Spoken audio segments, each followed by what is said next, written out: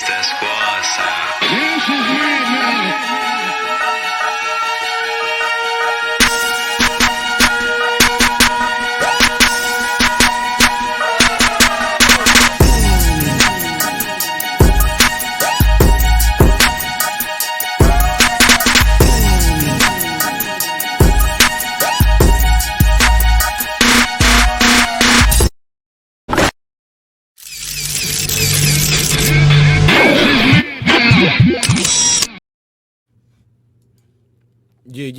Yeah. What's poppin', y'all? It's your man Marq Nash. Another great episode of Breakin the B.E.A.T.S. Let's run some music real quick. Wait for the room to populate a little bit. Sir, sing what up?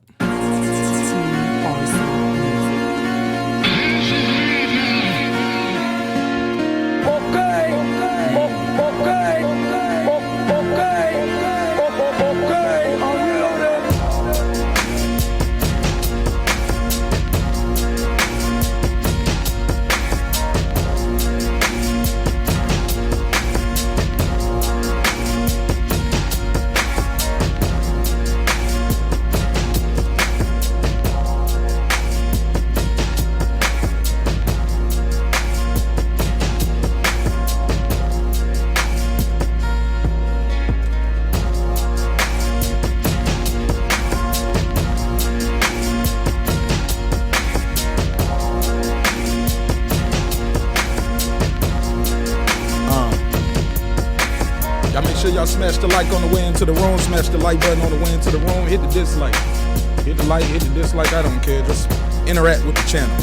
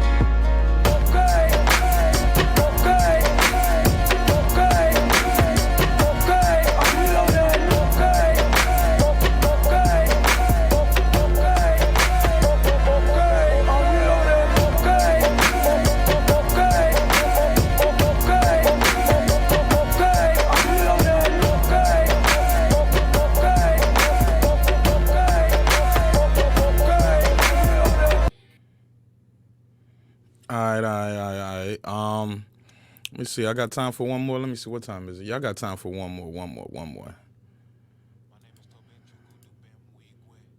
All right, let me play one more joint while I'm waiting for the room to populate, and we're going to start the show.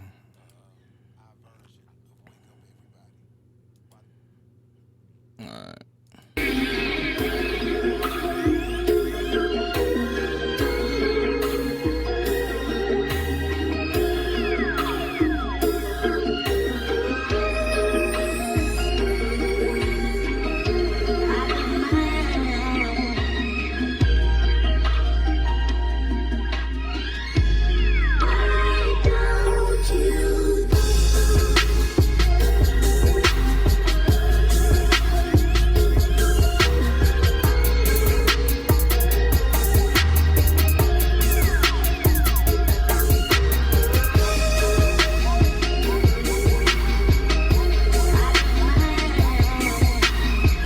You made it to the live. That's what's up.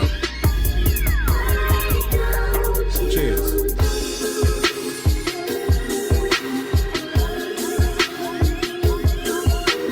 Just waiting for the room to populate a little bit. We're gonna start the show up. Here we go. Y'all up here with that NLE chopper stuff already. Here y'all go. I knew y'all weren't gonna let me let that one go, right?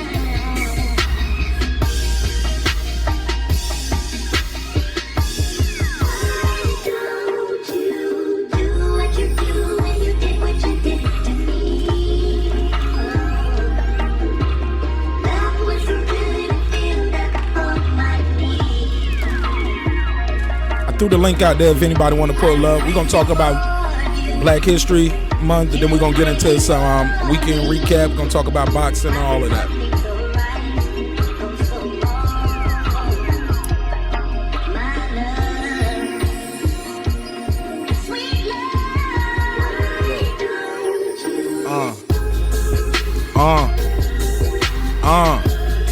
Who got some bars out there? Who in the car spit some bars to this beat right here? Let me know.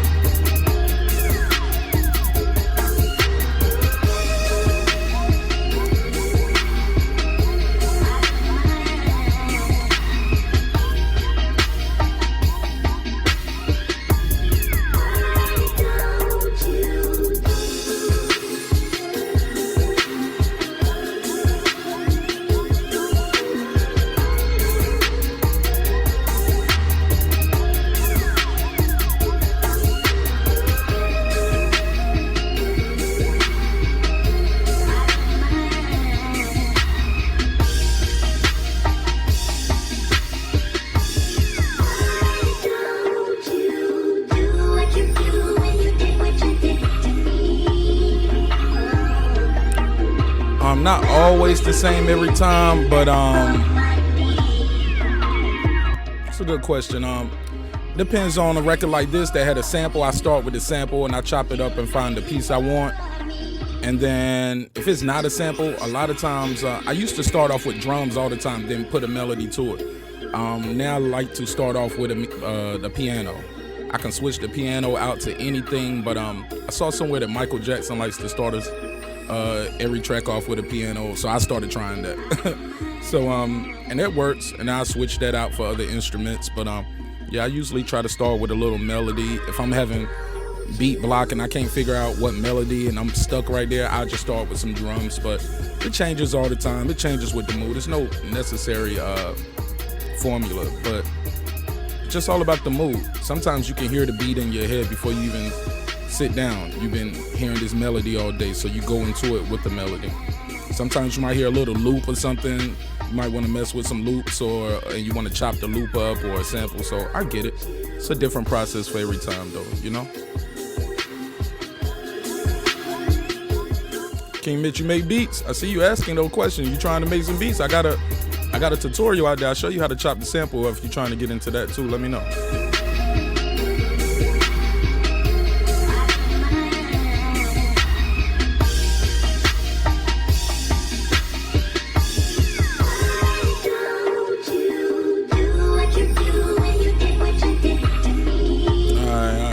Start the show then. About to start the show in a second.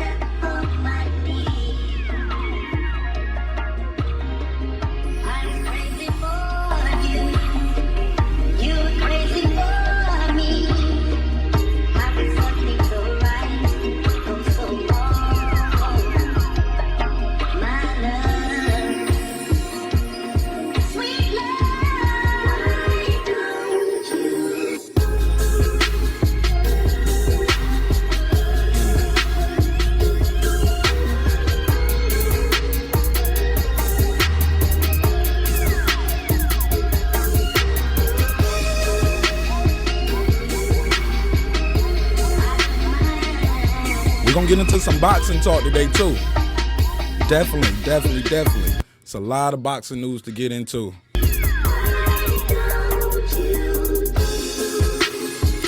World Combat Sports in the building.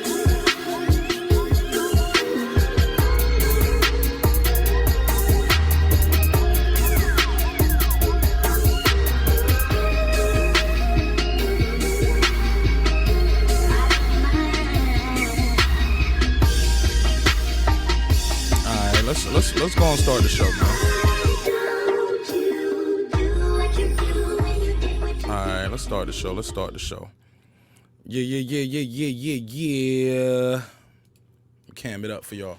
What's poppin', y'all? What's good? It's your man Marq Nash. Another great episode of Breaking the Beats. You already know what we're going to do. We're going to break down the business, the entertainment, the art, technology, sports, and pretty much anything else we're going to squeeze into those letters. We're going to definitely start about, today is February the 1st. So we definitely got to pay homage. How they say, right? Is that homage or homage? You know what I'm saying, right? We definitely got to talk about that briefly. And because we're going to be here all month with that, right? And we definitely want to get into some boxing talk. I had somebody ask me the other day, they said, man, do you even talk about boxing on your channel anymore? And I was like, yeah. Excuse me. Yeah, we still talk about boxing. And but more importantly, we talk about some of everything. We talk about music a lot on the show. Definitely talk about music, social injustice, and like I said, it is Breaking the Beats. I am your host, Marq Nash. I appreciate you guys tuning in wherever you are in the world, whether you're listening to it live or you're listening to this in a playback. I don't take it for granted. I really appreciate you guys.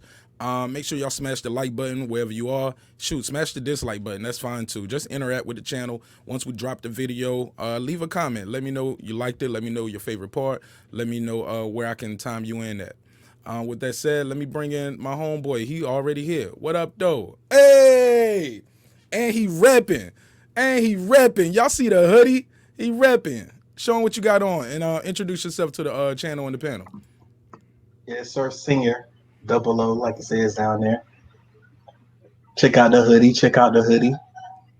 You mean this right here? You mean this one right here? Oh, okay. So I see you got your package in the mail. Shout out to Sir Senior, man. I see you repping, got it on. Got the that's the tag flagship brand right there. Dreams require sleep, goals require effort.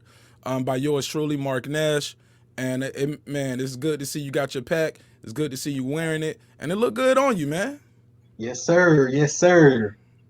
Repping. I'm wearing the other one right here. I'm wearing the one that says respect is free, disrespect can cost everything. So yeah, definitely support the brand. If you're trying to get one of those, email me your size, your address, and cash at me the payment. Or you can go to my website, marknash.com, and you can get it there as well. They are backed up. They are taking a while. It took me a while to get out this first order. Like I said last week, we had to set up a P.O. box, make sure we got the LLC set up, and make sure we're doing it all the right way. You know what I'm saying? We want to do it the right way, of course. And plus, I can't give all of y'all my personal address. I don't know y'all like that. So, so we had to set up the P.O. box, since I'm going to be doing a lot of this merch by hand. So we appreciate you guys, man, for supporting the show, supporting the channel, supporting the brand. And let's get right into it, man. Man, look at you over there rapping, man. That boy rapping. Yes. Yeah, so for the people who said I ain't sending nothing out and I ran off with the cash, no, man. I'm sending people they merch. Ricky got his today as well. I talked to him. He got his in the mail. And he got a different color, though. He got the gray with the black. You know what I'm saying? Okay. Yeah, and his little hard, too. Yeah, his stupid hard. Pause. Hold on. Where the drops at? Where are the drops? Talk about his little soup. I'm wilding. Hey, you said it was gray. You was like, oh, snap. You give him the gray sweatpants. Nah, he ain't get the sweatpants, man. He just got the top. It's white. Hey, leave me alone.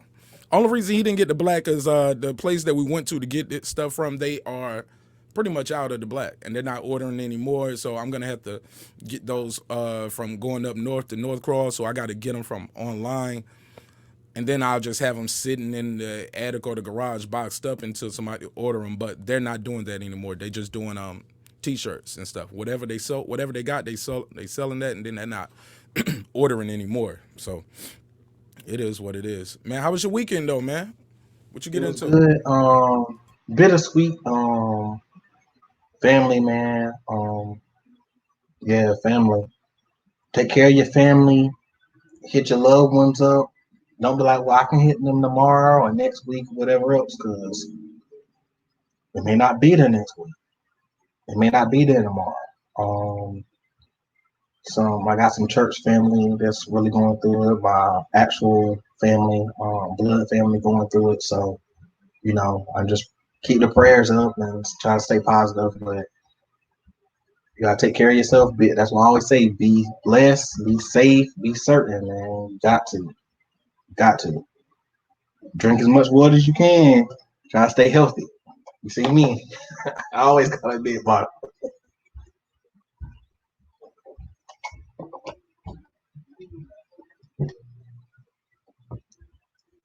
You're on mute. You're on mute. Hey man, somebody said in the private chat, they said your water bottle is overcompensation. They was like, you ain't got no cups in your house. Like, why you gotta have the big ass jug? I'm just saying. Oh, that's to make sure I actually drink it. Because if I got cups, I get sick of it. I'll make sure I finish off the bottle and be like, okay, well that's a gallon. But if I don't drink, get a big bottle or put it in the big bottle or something like that, I probably won't finish off, a whole gallon. Yeah, man. I ain't really get into nothing too crazy this weekend other than I got my new Mac finally. So it got here this afternoon. So I guess that was leading up, but like other things came forward, like the external drive, the case, things like that. The accessories came before it. But I'm super excited, man. I'm looking at it over here. I'm not even using it right now for this broadcast. I'm definitely going to be using it more to chop up the episodes and give you guys some clips. And yeah, I hope y'all enjoy it, man. And I appreciate everybody who helped the channel get to this far. We broke 1,400 over the weekend. That was cool. That was an eventful weekend. So shout out to us, as a community, as a team, helping grow the channel. Because like I said, I'm not doing this by myself. You know what I'm saying? You guys hitting the like button, you guys tuning in, leaving your comment, sharing it, supporting me when I go to other channels, helping, you know, just helping the community grow as a whole. And I appreciate you all, and I don't take it for granted at all. But that was a milestone for the channel. Definitely hitting 1,400. We cleared a lot of views, a lot of old views too, like based off people going back. I'm seeing that too, in the analytics. People are going back looking at old episodes. So, excuse me. So that's always great to see that it is coming together, little by little, bit by bit. And yeah, we all doing it together, man. I'm doing my part by coming out here trying to create the content. You guys are doing your part by sharing it, interacting with the channel. Cause like I said, man, we definitely need those you guys to share it and like it and keep coming back. Leave those comments once the video drop. I reply to every comment, man. I try to. I don't just give you a like and a heart. I actually engage with you, good or bad. So with that said, man, it is Black History Month. You want to talk about that a little bit before we get into some boxing talk? Because it's a lot of boxing talk we got to get into. Because a lot of things happened in the boxing community over the weekend as well. So we had Yeah, just most talked definitely. about Martin Luther King and how he would feel, and that was a crazy episode right there. And we were getting real political on the show at one point, but we do want to have a little fun with it, and you gotta make a joke here and there when situations are this serious. But today is a good day, celebration, right? It's Black History Month. First day Speaking of of the Black history, yes, man, I am Black History. let's That's go. right, because every time you see the playback, it's already happened. See, you know what I'm saying? That's Exactly. history. See what I Uh, did there? yep. Come on, man, they ain't with me, man. But But Black yo, that's history what's up, next. man. We Man, it's Black history. That's a fact. Let's go. my man. That's what's up. But so what does Black History mean to you personally? I know it's a loaded question, but have fun with it. We got time. Black history honestly means legacy. It means the future because if you don't change, you're gonna repeat the future, good or bad. So you want to change the bad stuff and you want to keep the good stuff the same and do more of it. So you need to look at your history to know where you came from, to know that certain things are possible, good and bad. You can say, well, no, that's not possible. This person wouldn't do this, or this person can't do this if it's bad. No, it's happened before. It can happen again. Um, well, it's a different time. Time repeats itself. Then you look at it on the good side. Well, I can't be this and I can't be that. But if a slave can be this, if somebody before a slave can be this, then that means you can be it too. And if not you, you can set it up so your child or your child's friend can do it. Sometimes it's somebody who don't even know you, who looks at you as inspiration, and they become great because you strive to be great. You missed the mark a little bit, but now they can make the mark and overachieve because you did it. So you're not just inspiration for yourself; you're inspiration for them as well. I agree. I agree. Yes, indeed. I couldn't agree more. Um, I remember when the first time I remember hearing about Black history as a child. I remember we had a class. I can't remember what grade, but I know I was real young. It might have been like somewhere between first and third grade. I know that's a big learning curve, but I just remember being a kid, and like anywhere between 6 and 8. And we, you know how they make you go around class and read out loud, and they always had to pick certain people. I was always first one, raise my hand. But I knew no matter how bad I did very early, I just always had that mental thing right there where no matter how bad I read out loud, you ain't gonna call me no more. And I'm the first one to go, so it's nothing to really compare it to. I don't know how I even deciphered that at such a young age, but I knew it. So I would always do that, and I'll never forget. It was me and a young lady named Talisha. Shout out Talisha Conyers, man. Shout out Talisha Conyers, right? And I want to say we was in second or third grade. Was it? Matter of fact, it might not have been Talisha. Hold on, who was that? I take my shout out back. Talisha, you still cool, but I take my shout out back for this. But it was another girl in my class, and she read well, and also, so the teacher got with our parents and invited us to come to her church to read something about somebody doing Black History Month. And I remember my figure was Joe Louis. So I had to learn all this about Joe Louis very young because I had to read it over and over. And you didn't supposed to have your paper. You got to know this, and you got to stand in front. And it was like at Ebenezer Baptist Church. It was a big church, man. And I don't remember being nervous. I just remember nailing it because I just did it so many times. And yeah, man, that was my first experience that I remember with Black History Month as a child. And as I got older and older, I went through different feelings about it. I went through that, the normal feeling like why they got to give us the shortest month. You know what I'm saying? Until you do your history about it, then you be like, oh, okay. And then you realize that's just in America. Other places they celebrated like I wrote a couple notes down over here, but it's some places that actually celebrate Black history in like I think it's in October in the UK or in the Netherlands, Ireland too. Who knew? I didn't even know that they had a Black History Month all over the place, like all over the world like that. Growing up, I just was like, they gave us the shortest month. Why we couldn't? And they gave us a cold month. Why we couldn't get July? You know what I'm saying? Why? You know what I'm saying?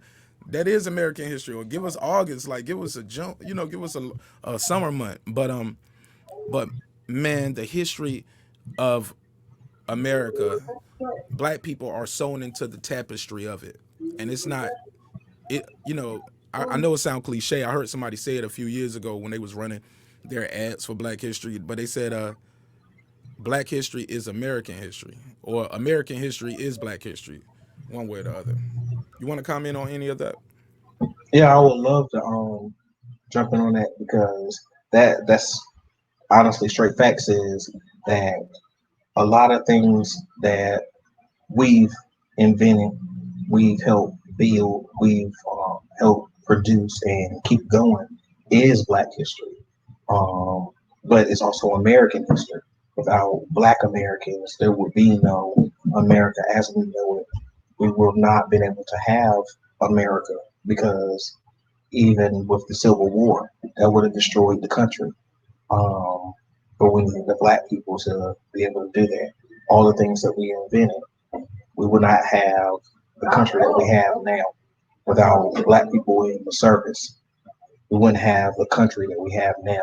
So we have to look at those things and say that, well, black people are a part of this country and its history, and America owes it to us, and we owe it to ourselves. It's not always somebody owe us something without us owing it to ourselves, and we owe it to keep producing and continuing Black history. So our Black history isn't just yesterday or a month ago or 10 years ago or 20 years ago. We are still making Black history right now because tomorrow will be history. Today will be history. So our children and their kids and their now great grandchildren can look at us and say, okay, well, that was the person who did this and that, instead of looking 20, 40, 60 years ago. I agree. Shout out to William You Like to Know for the super chat. Shout out to Supreme Boxing Beast. I said Supreme Boxing Beast. Supreme Beast Boxing Talk. Cadillac Red. Clarence McLean. C Mac, what up though? Man, I like your sparring, man. I like your training videos that you do, man. Super motivational, man. I be going upstairs hitting my bed, putting your videos on. You know what I'm saying? I was like, man, these boys out here getting ready for border wars or something. I was like, I gotta get in shape, man. Rap Star came on the show the other day, told me he would beat me up. I was like, oh man, I gotta get tight. Um, but I thought something was interesting about that, and I just something that caught my eye the other day. My boy Eclipse is in the building. What up, though? What Midwest. up? What What up? up, Pimpin'? What up?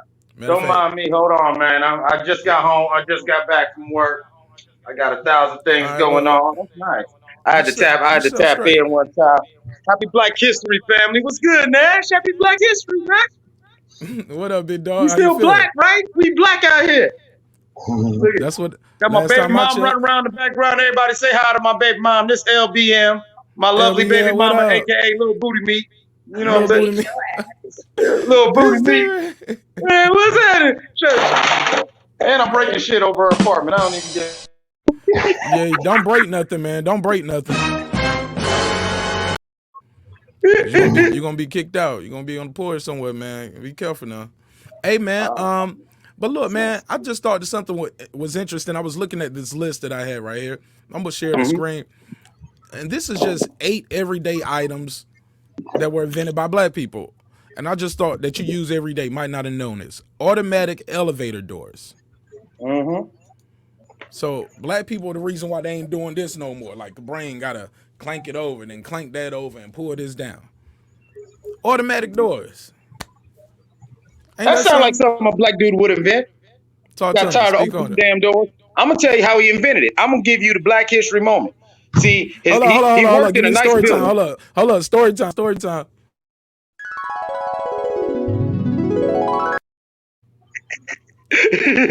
All right. So yeah. So there was a black dude by the name of, let's just say his name was Cleophas.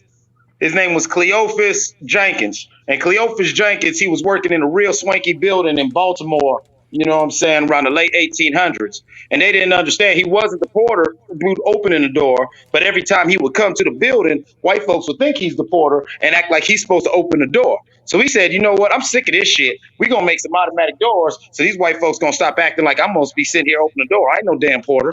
I'm trying to tell you. Hey, look. Hey, look, but believe it or not, a lot of people don't notice that is how a lot of these inventions were made. Like these guys were just trying to make their job easier. You get what I'm saying? Or just innovative, sitting around looking like, hey, there's a need for this. Um, of course, we know about the three-way stoplight, right? That's crazy. Every Hmm. day, refrigerated trucks. I did not know that. Did y'all know that? Yeah, Yeah, I knew that one. refrigerated truck. I didn't know that. Refrigerated trucks. The ironing board. I can Mhm. believe it. That Home was a black woman securities. right there. She got Come tired. on, She, man. she she had to iron some clothes and she had to cook and everything. So she got tired of ironing clothes on the kitchen table while the kids was making Uh, breakfast because they kept or spilling burning the grits and sheets on the shit. bed. Yeah, or burning the Hmm. bed. I know that one right there. Yeah, I know Hmm. that one. I know how she did that for real, for real. I Home could see that. security system. Yep. Okay. Black Or people naturally invented the home. sound black. That makes sense. But because actually, that do make sense because we had home security. I mean, look at how we even booby trapped our pyramids and stuff like that. You know what I'm saying? You know, black folks Oh, wasn't on that. see, I thought you were about to say something about pit bulls or something. I thought you had another joke. I was ready. Long, I but got see, my long finger on before the the pit trigger. I got bulls, my we finger had on the trigger jackals, when we Mike had pulled up. lions. You know what I'm saying? You know, black folks, we been had that. You know, back in the days when we used to ride around on rhinoceroses and shit like that. You know what I'm saying? You know, you come into the crib, you might have you know what I'm saying, you might have an alligator right by the door. You know what I'm saying? It was real in Africa. So I believe we invented security. You know. Right. Man, shout out to Fun fact. everybody. Real quick, man. Shout out to everybody that pulled up, man. I appreciate you guys. Make sure y'all smash the like on your way into the room. CBPK in here trolling. Shout out to Boker. I think you a first timer over here, so that's dope. Neophyte Boker. Is that Baker? Boker? Baker? Yeah, Y'all that's get it? Neo. Okay. That's brother Neo. You spoke to him a couple times before. Okay, on another channel, right? Yeah. Salute, man. I'm glad you pulled up. All right, go ahead. Give me a fun fact. Go ahead, Eclipse. Fun fact on a security note: there was a tribe from the first dynasty of Kemet in the cities of Meroe and Napata before we moved more towards the Mediterranean. And there was a tribe that now is in more like central Ethiopia, but they were called the Medjai. And the Medjai were such great warriors that the Pharaoh would always have Medjai as his elite guard. And the Medjai became the precursor for what we now have a police force because after a while, even Persian kings and non-African kings, it was a sign of your power to have at least 5 or 6 Medjai warriors guarding your king. I didn't know that. Did you know that, Sir Senior? Is that a Mike fact? No, that's actually a fact. You got to, you know what I'm saying? That's actually a fact. You know, yeah. The Magi were actually the precursors to the Essenes and Zealots. And if you know, for all y'all brothers who grew up in the church, as you know, the Essenes and Zealots, those were those hard rock Ethiopians that Jesus ran around with. You feel what I'm saying?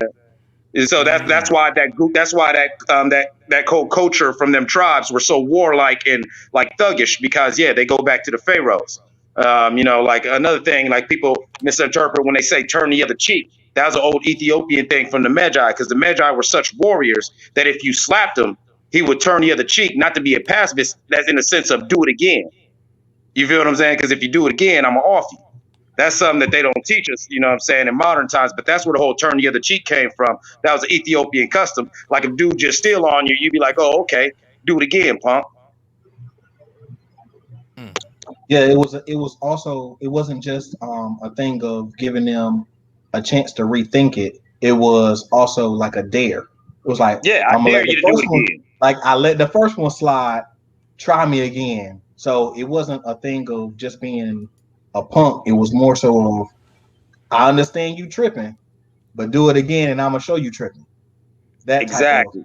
That's where it came from. And like I try to get that out to people, but people don't understand that. But Well, you know, a lot of people don't want to understand that because let's be honest, you know, we do live in a Christian, nothing against Christianity, but a Christianity dominated society, and the narrative of turn the other cheek, being passive, got pushed on us so much to keep us docile as slaves that a lot of people were just ingrained and indoctrinated with that. When everyone studies the history of Aramaic culture and North African and especially Ethiopian culture of the Essenes and Zealots, that was a very important thing. Like you said, it was a dare. You know, like if you do something, I dare you to do it again because, as you know, brother, you sound like you know what I'm talking about. The Essenes and Zealots used to go hard to where it was like, yeah, all right, you do it again, I'm gonna kill you. I ain't just gonna beat you up, I'm gonna kill you. So I'm gonna let you get this one off. But if you do it again, it's a wrap. exactly. And that's the thing is most people. That's why I say people be reading the Bible, but they don't really read the Bible because common sense says that the only time Jesus was pacifist was when he was, or what they call Jesus was pacifist, was when actually he was, being put on the cross. Because remember, he went into church and saw them selling in the church, and he beat them up and braided a whip together and beat them with that. Mm-hmm. So think about that. Think about how bad of a man you got to be to fight that many people, break up their money, and kicked them all out while braiding a whip. So that shows you that he could Well, do multiple things, and he had them remember, hands. he had them goons with him though. Remember, Yahshua never went nowhere without his goons. Everyone always forgets that. What I'm saying. Yep. He had goons with him on deck. He kept up because he grew up in Ethiopia with Judas, and Judas and him brought a lot of Essenes and What you call zealots. them goons? He said Jesus had the goons. Do you know the historical reference Yeah, of Essenes and zealots? no, These no, no, dudes were yeah. some of the But most fierce. listen, but look, you said he rode with goons. He Sir said he over there braiding switches and can do cornrows. Like, so Jesus could do it. He can do carpet. He can do cornrows. He can whoop some ass. He rode with them goons. He Sound was a like a lot real of brothers dude. we grew up with, right? Sound like a lot of cats we grew up with, right? That's how You I know knew he what I'm was saying? black. That's how I knew he was black. Even though my mom taught me that, and my dad taught me that, even though he wasn't as much in the Bible, but they taught me those things, and I learned it, studying history from my mentors and everything else. But when I read the Bible and really read it, actually really read it for myself, I knew he was black. Like, he don't sound like nothing but a black man. What white dude sound like that? What white dude can braid and fight at the same time? I never heard of that. What white dude is going to take you out on a trip and make you laugh while teaching you something, and then break bread with you? He literally broke bread with you. So what white man going to do that? Especially a What white white man dude? with a perm. What Come white on now, dude's gonna take you to the top of a mountain to have a fish fry? that part. That ain't So you got to disrespectful. look It was a fish fry. He had 5 loaves of fish and he fed 5,000. He had 5 fish and 5 loaves of bread and fed 5,000. That's some black stuff. Anybody who grew up in the projects in that one way know what it is. Don't act like you ain't went half on a slice with your homeboy. Don't act So like we now, didn't so get it now, from the Je- mud. now Jesus making fish sticks too. Man, you already know. He Like, making you get bricks. two. Look, chopping it up. He's stretching it out. Exactly. You know what They I'm ain't, hey, saying? look, they Hey, ain't say he fed it whole fish. Look, they might have made some stew. exactly. He made, you know what I'm saying? He probably had a little bit of rice and Stretch it, stretch, like you said, stretch it out. stretch it out, boy.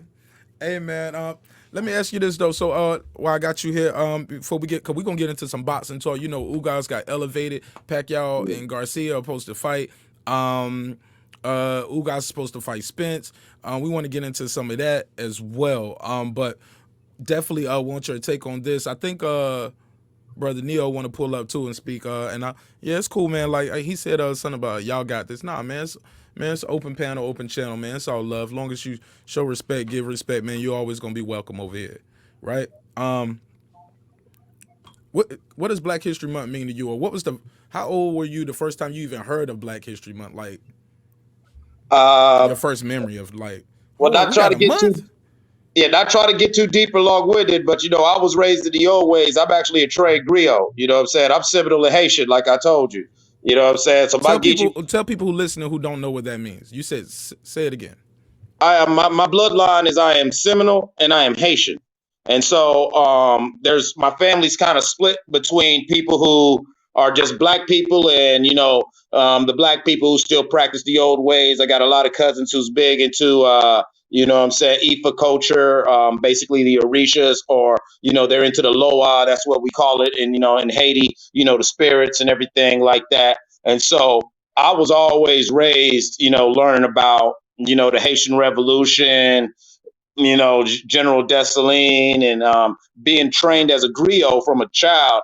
I had to remember the line of kings, from the first kings of Sumer all the way to the kings of Africa, all the way to the European kings, the Asian kings, and then in my studies I started learning about chiefs and saying Incas and stuff like that, and Latin America, what we now call Latin America, and I started learning about that because I learned how Mansa Musa sent an expedition to America over like 600 years before Columbus was even born.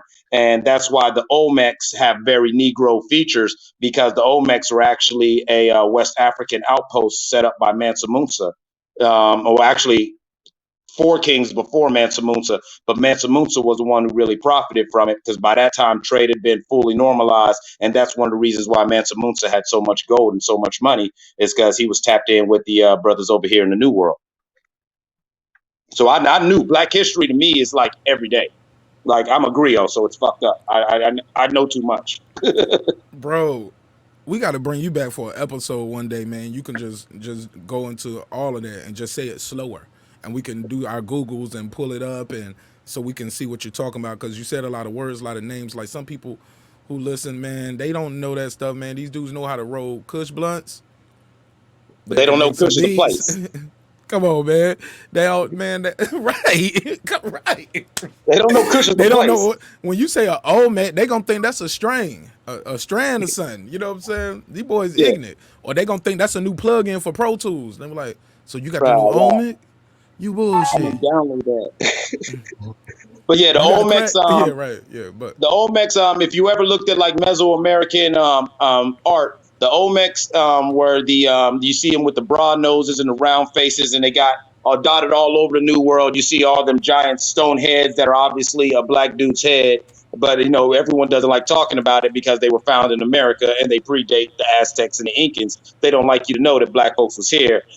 But if you study anthropology, anybody who knows anything about anthropology, the pre-Clovis people is what they call them, and anthropologists acknowledge them as being African, but they call them the pre-Clovis people. You feel what I'm saying? They don't want to call them Africans. And these were people who lived in the New World long before any tribe crossed the Bering Strait. They even proved that through genetics and anthropology. Thank you for that, Mark. Yeah, those are the Olmec. Those are the Olmec statues right there. And as you can see, that's not a Mexican. No offense to my Latin brothers. No offense, La Raza, Brown and Proud. I love y'all, but yeah, I used to get into when I stayed in a state by the border. I'd get into it with a lot of Mexicans because a lot of Mexicans don't like hearing that. But then you'd be surprised. You got a lot of Mexicans who know that.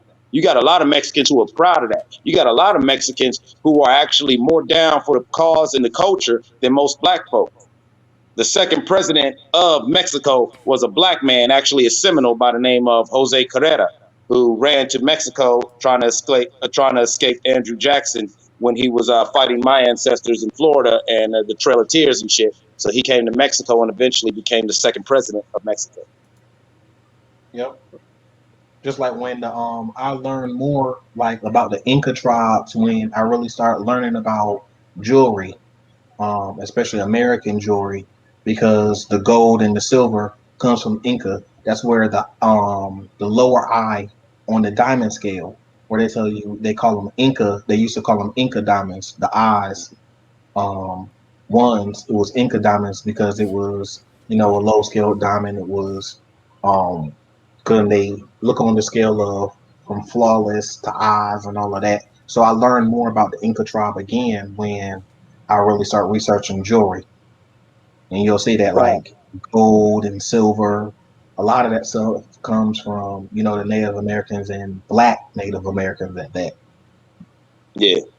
Well, Elijah Muhammad, like if you want to get into the teachings of Elijah Muhammad, he said that for long before albinism became a trait that started coming in, being dominant in certain tribes who got banished to the Caucasus Mountains, and they eventually became a tribe that the Caucasus Mountains and those rebel tribes that were banished all started had no choice but to breed together, and thus white genes became dominant. Albinism became dominant. Before all that took place, there was 30 million blacks and some like 15 to 15 million what they call red men, or they were Asiatic black men with the N star 32 gene, which is an epidural fold of the eyes, which basically is your slanted eye stuff that came from a form of Down syndrome. That's why the Asian race is called the Mongoloid race and Down syndrome is called Mongoloidism.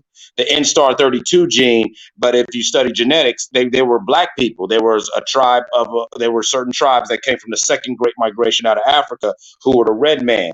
You know what I'm saying? And these red men with these slanted eyes, what I'm saying, they came up and they went in through Asia. They got on boats and they sailed all through what's now the South Pacific. They became your Aborigines, your Pacific Islanders, your Maori, your Tongan, your Samoans, which are great people, by the way. And they are for the culture. They know they're part of the diaspora. It's sad. There's a lot of people that's a part of the African diaspora that are more down than black people. It is sad, and they know the truth. But if you told a black person this, he'd be ready to cut you.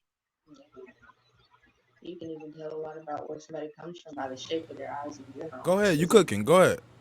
Oh yeah, no, it's just like Even simple things like, did you know the reason? Like I heard you mention that you didn't know that the UK and all like that celebrates Black History Month. Like, did you know they were blacks all through Europe? Like, all like hell. You know, what I'm saying my Haitian side, I'm a Moor. I'm a French. I'm a French and Italian Moor through my Haitian side. We first came to the New World in 1670 as French and Italian nobles. We were never slaves. You know what I'm saying? In fact, we own slaves, black and white slaves. There's Irish people who live down right where you are, Nash, and Georgia and all like that, who got my family's last name. That's because we bought them and brought them over here. And that was their job, that when the spook hunters would come and try to take our children and everything, it was the Irish dude's job to come running around talking about, get your hands off my niggers, get your hands off my niggers. And then they give the kids back. And then we'd be like, all right, thanks. Now go back, go back, get to work. And that's why we let, saying these Irish people work our land, because they were basically a buffer zone from the regular white folks. So we brought a lot of Irish and German. We bought a lot of Irish and German people who we had work our land, and they would basically, even in Europe, say our cousins who pass en blanc, as they say in Creole and everything like that, who like were fair skinned. So how we would play it off is that the damn, Screech died. That's fucked up, man. But yeah, but we had we would take our fair skinned cousin, the cousin who passed for white. He would act like he's the lord of the house. You feel what I'm saying? And that way nobody messed with the family's money. So, you know what I'm saying? The lighter skinned cousins would get to act like they're the actual nobles. But if you actually knew the dynamic of the family, it probably was that old black dude or that old black woman who everyone thought was the maid or the butler who ran everything. And that's why I love the movie Django. I thought that white boy did a dope thing, Quentin Tarantino. You saw who ran Candyland. All Leonardo DiCaprio did was put on clothes and talk shit, and he probably didn't even dress himself. You feel what I'm saying? It was Sam who ran that damn plantation. You feel what I'm saying? Who is that nigga on that On the nag? man. Oh, you better stop. Don't get me started. He was like, yo, he said, you gonna let them sleep in a big house? You He Well, said, go I ahead. Well, go understand ahead. why. We just got to burn the sheets afterwards anyway. He said, I understand why I got to listen to y'all, but why I got to take lip off this nigga? You want me to treat him like white folks, Big Daddy? No. No. That's not what I said.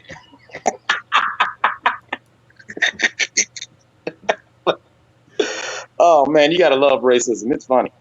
Shout out Punch Drunk in the building. King Asia Math in the building. King Asia Math, I sent yours off through UPS today. You should get that. Yeah, but you should get that pretty soon. But it's sent off. And I threw you another piece in there as well. You see Sir Senior got his merch on right now. He over here repping. Shout out comedian Miss Lips in the building. King Mitch in here cracking the jokes, keeping the chat lit. When you like to know is still here. Shout out to you for that super chat. Really helps with the visibility of the show. Really helps grow the channel, and it really shows me that you appreciate the content. So thank you. Shout out to Supreme Boxing Beats as well for the super chat. Y'all ready to get into some matter of fact? Neo, talk to us, man. Thank you for being patient. You still with us? Yes, sir. I'm still here. Talk to us, man. Introduce yourself to the channel and the panel and let people know what you do and how they can get in touch with you. Not a problem. Not a problem. Again, thanks for letting me onto the panel. My name is Neo. Neophyte Bokor is what I go by. Obviously, that's not my real name, but is what I identify with. I guess you would call me, if you're Haitian, you should know what a Bokor is, technically. I know. I'm here. All right, you hit to the game, so I don't have to explain that too much. All right, because I don't like to focus too much on it, but I do practice. I have been practicing for a while now. Now, this whole Black History Month discussion, y'all been chopping it up, spitting knowledge. This is the first time I can jump on a panel, sit back and listen to y'all, spit the knowledge. I don't have to explain none of this history, and I'm enjoying it, thoroughly enjoying, the content you guys are speaking on. Also, all the talking points from the OMEC to the King with the Golden Touch. We'll go ahead and talk about that later. All the way to American history, and the only thing I can add to that right now, personally, is the Blackfoot tribe or direct descendants from the Olmec. but that's a lot of hidden history that you would have to navigate through Mexican culture. Um, I'd like to throw in John Horse as well as one of those people that were Hey, brother. Hey, brother. I don't mean to cut you pivotal off. in there. Yes, sir. Brother, I don't mean to cut you off, but I just got to say something. I love you. I love you. I love you 1,000 times. I wasn't even going to do this to flex, but you just named. I'm a direct blood descendant of John Horse and Chief Osceola. Okay, a direct Oh blood yeah. descendant. See, people just don't talk about John Horse. You need to say these names. You got to say these Man, he was names. the If it first wasn't for Osama him, bin a lot Laden. of us wouldn't even be here. Yeah. He was But the yeah, first man. bin Laden. Yeah. Like for real, like real talk. They told him that, hey, we're gonna provide some land for settlement for y'all. As soon as he get across that Florida border, they send the freaking Union Army after him. Not only the Union Army, but the Southern Army too. The rebels came after him, trying to throw him into slavery. He was like, "Fuck that shit," and went to Mexico. Managed to outrun these people, and the slaves that actually tried to follow him got hunted down by the Cherokee, which where you get the Trail of Tears. You know, this is some history, some shadow history and whatnot. But you practice the voodoo, and you're gonna find this history in that. But not to divert from the show. That's who I am. I'm a history dude. I'm also a truck driver. As a matter of fact, I'm on the road now, enjoying the show, and I really want you guys to get into the content about the boxing because I can't wait to hear you guys talk about that and some of the music too, man. The last show I missed, that music was lit. I gotta be honest with you, for it being like the underground music and whatnot. I like listening to stuff like that, especially out here on the road. All right, I'm gonna put my For mic sure. on. I'm put Yeah, my you mic on mute. now you just got low out of nowhere though. Your volume just dropped dramatically. All right. Oh, Yeah, yeah. You still with us though, right? All right. Well, with that, let's get right into it, man. Excuse me. So let's get right into it, man. Y'all seen the news? Y'all saw what happened? Y'all see what's on the screen, right? Manny Pacquiao, Ryan Garcia. Do I gotta spell it out? Do y'all know what's going on? Okay, basically, Manny Pacquiao is now the champion in recess. And with that same news, he issued a challenge to Ryan, not the other way around, right? And Ryan was like, "Yeah, I'm gonna fight Pacquiao and get this bag," right? You see them standing beside each other. Now, granted, Pacquiao is technically always been a smaller welterweight. He's always been, he came up what eight division champ, right? So let's be clear. The power, the speed, the skill set, the IQ is there. We all know height don't win fights, right? Skill, will, determination wins these bouts. But even seeing them standing side by side, man, it looks. Look at the size of Manny's head and the width of his back, right? You see what I'm saying? I don't know what weight they're gonna fight at. Um, I'm gonna pass it around. Let me ask you guys: are you excited about this fight? I knew it was all cap in the beginning because it's already they said, oh well, the fight's not going to happen and all of that. But I knew it was all cap because I started watching because I watch Ryan Garcia real close. I've been watching him since he first really came out, especially to mainstream, but a little before that, but especially when he came out to mainstream. Um, and I noticed he had a pattern of consistently hyping stuff up. And because that's how he got his following, he has more following on Instagram than he does in the boxing world. So it's like he got more following as a modeling, underwear and crap Oh like wow. that Okay. than actually boxing. So I knew it was going to be something kind of funny. I already saw how Manny Pacquiao was moving. He didn't want that smoke from Bud because Bud is the smoke. He didn't want, what I'm saying, to fight the truth because Errol Spence is the truth. That's their names for a reason. And he been dodging Bud his whole career, almost Bud's whole career. So he was trying to find his easy way out. He might fight Ugas, or find something stupid to do because now that Ugas is up. But I don't know, because of his seniority, they might find a way to stop the Errol Spence Ugas fight. I don't mean to jump too far down there into the future. I'll bring it back. All right, go ahead. Go ahead, Mike. Um, Are you excited about this fight? Let's start there. not And really. and y'all let me know in the chat too. As we talking, I'm gonna put the questions up on the screen as I do, and you guys stay with us with the topics and let us know in the comments what you guys think as we discuss these same topics. Go ahead, Mike. So you're not excited at all? Mm-mm.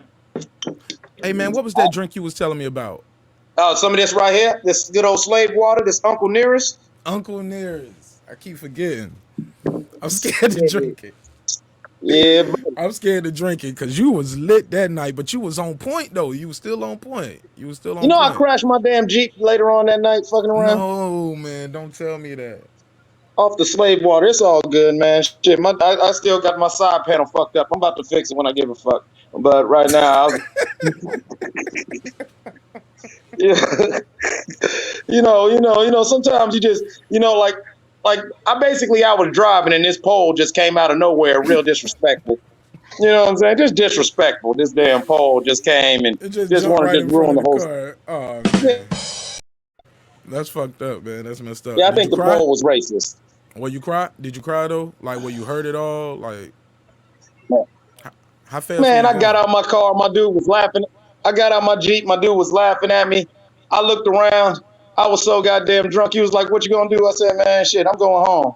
I went home, my ass to sleep, forgot I wrecked my damn car, went out to go to work, looked at my damn car, like I was ready to grab my. I'm sorry. I'm sorry. I couldn't. I couldn't hold it back no more. Oh no, it's fun. No, it was funny. Listen, no, I'm running around with my pistol for a few minutes, like who the fuck fucked up my car, and then I had to remind myself, oh, I did that shit. Oh damn.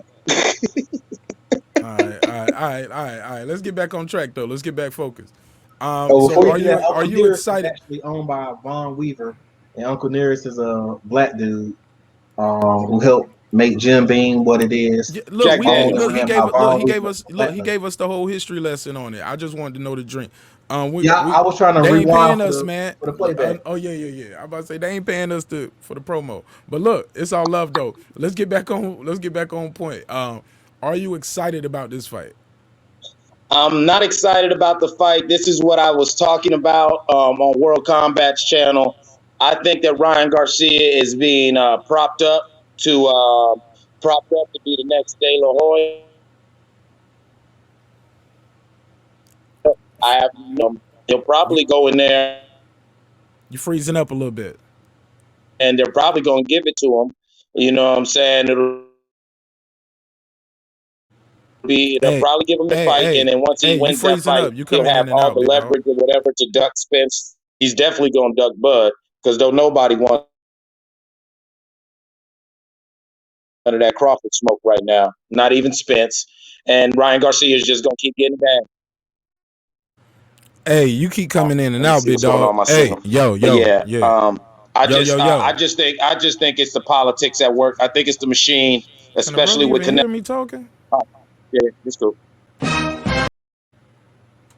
Okay, look, yeah, I just want to make sure you can hear me talking to you. Hey, your signal was chopping real bad. It's not making for the best audio experience. Some of that was chopped off. Uh, um, just stay with me right there.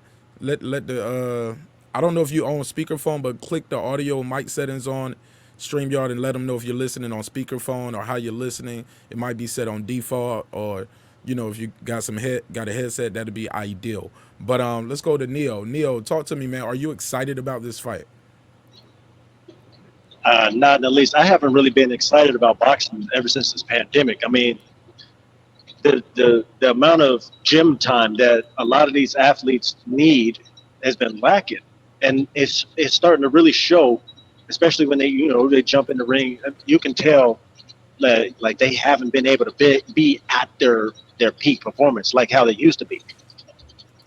right? So I'm not too excited about the presentation. I mean, this is a performance. I mean, you got to get out here and you got to give your 110, and they're at their 80.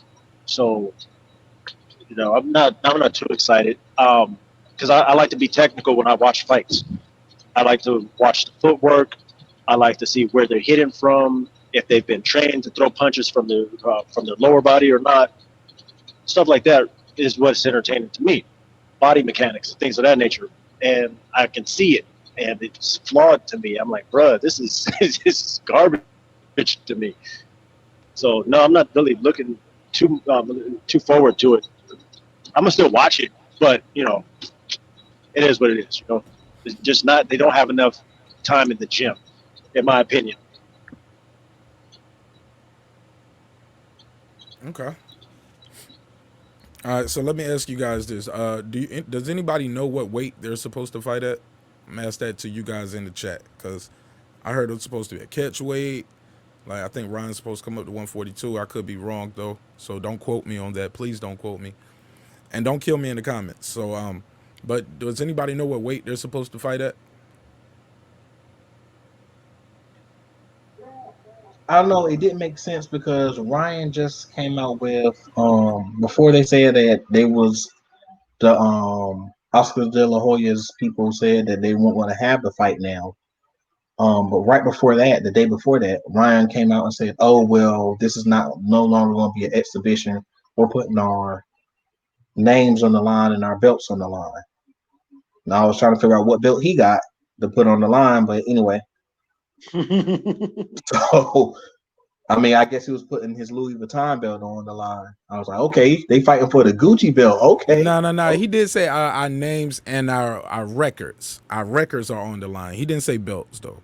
I don't yeah. think he So said that because he said we putting it all on the line. We putting our names and our records and everything.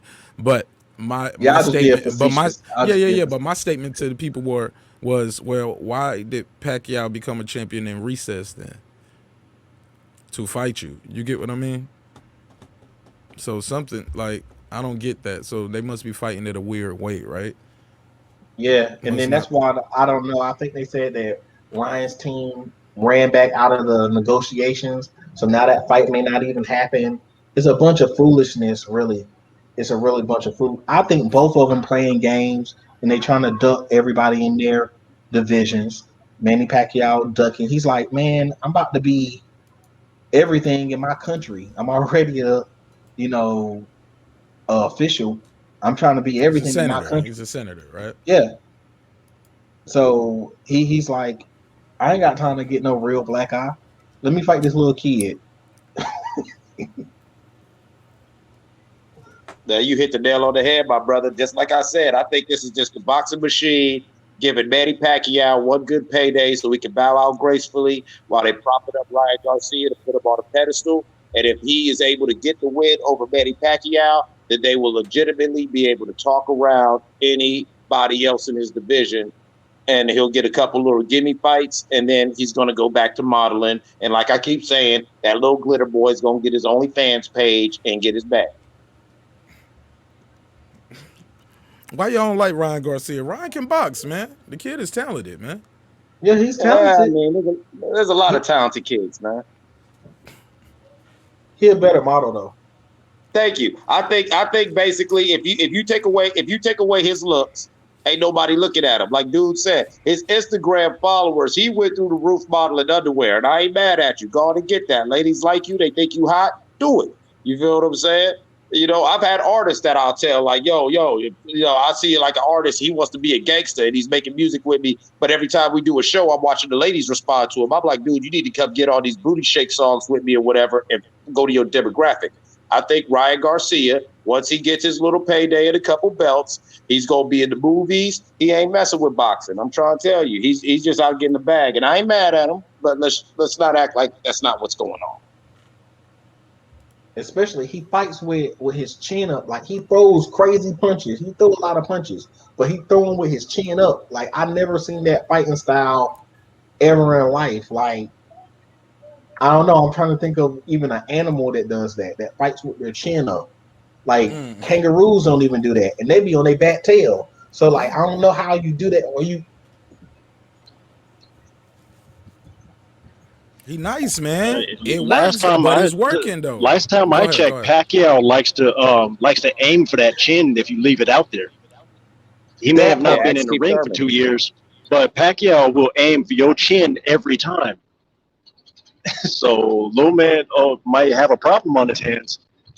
But the only reason why I don't think they got too much to worry about is because again, Pacquiao hasn't been really in the gym to really get back in shape, and he's older now, so he really needs that work.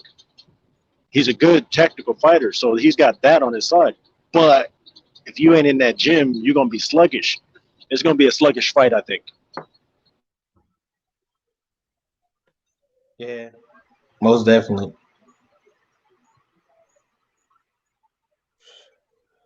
I went by Zoe on this one.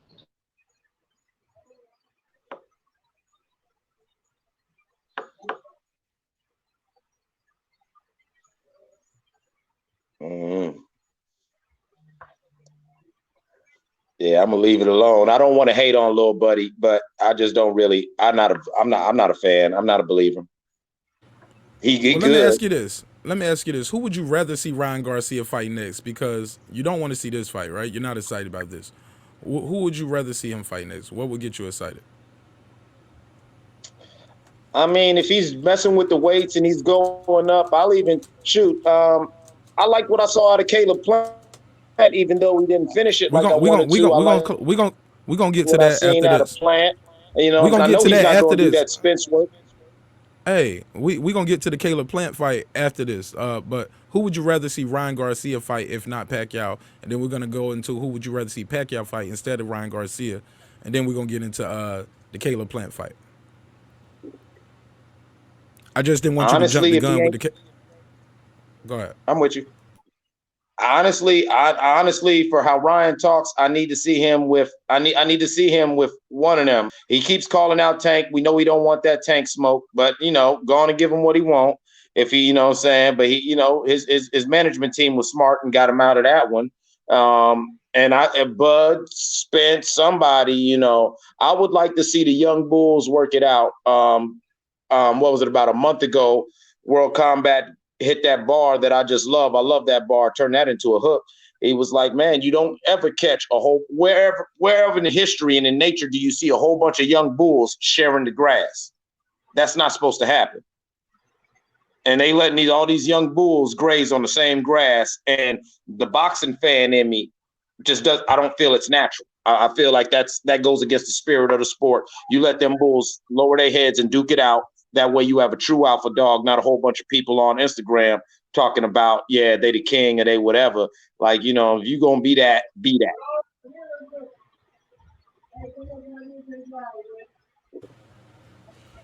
that. Sir, who would you rather see Ryan Garcia fight next?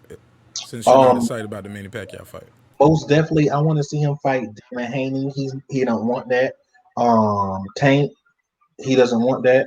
Um, but the next thing, so if he really about it, this is what I'm gonna say. I'm about to throw it out there. Why are you saying he doesn't? Look, he worked hard to be in the mandatory position for Haney. He got an offer to fight Manny Pacquiao. That's a bigger bag. Or fighting Tank would be a bigger bag than his mandatory.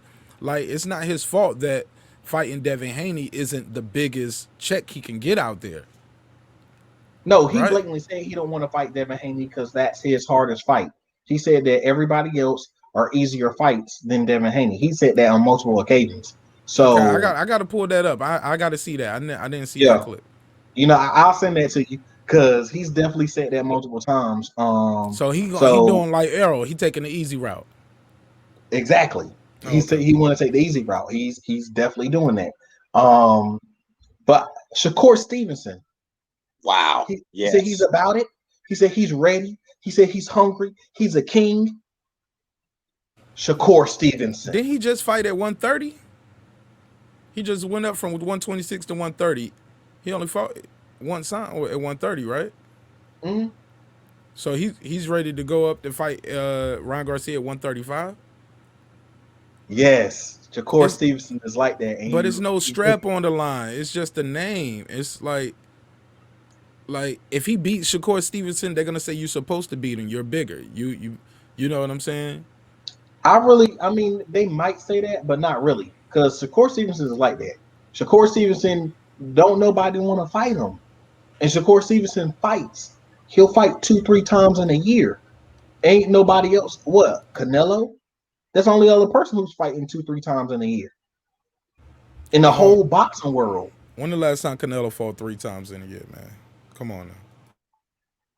And who is he fighting? What's the Come level of on, don't they competition? have a Ain't that Canelo who got a fight right now? That's not Canelo who got a fight. I Hold on. didn't hear Let me about it. do my. Let me pull it back up. Pull it back up. Like, did he fight 3 times in 2020? I don't remember the last time Canelo fought 3 times in a year. He fights on when he's supposed to fight. Cinco de Mayo and Mexican Independence Day. September and May, Uh-huh. right? That's when he. But this time he fought in like December though, I Yeah. think, because he had that contract dispute. Because they was like, you need to fight Triple G. He said, He said, no, I'm not. Hit it with the James Brown. No, I'm not. Somebody said, what happened to Slim Jesus? I guess he must be talking about my boy Big Pub Killer. He don't do boxing, man. So if y'all ever want to get him off the show, man, just start talking about boxing. Be like, yo, did you see the fight? He'll be like, yo, Mark, I'm out, yo. See you on Friday.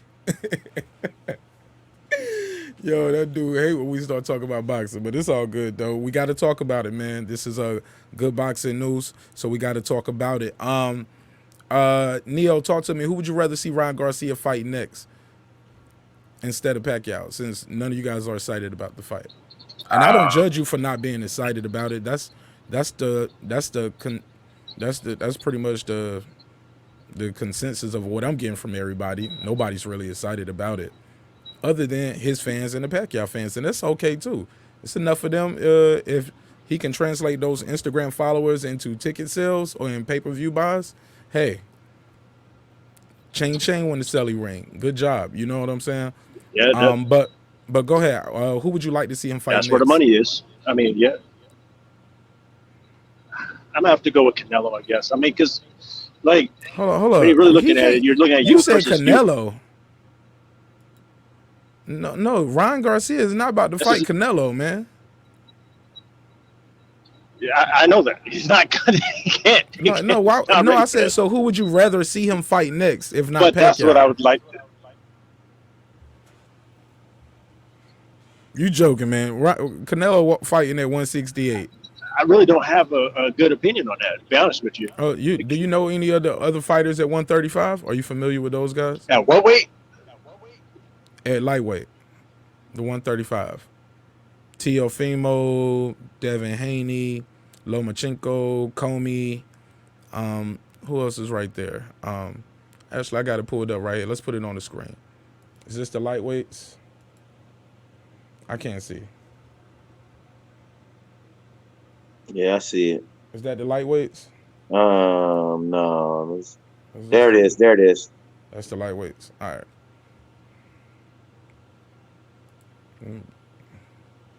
All right. So this is the list right here of who else He he could could do be out that, here fighting. Lomachenko. He could do that. Lomachenko need another fight anyway.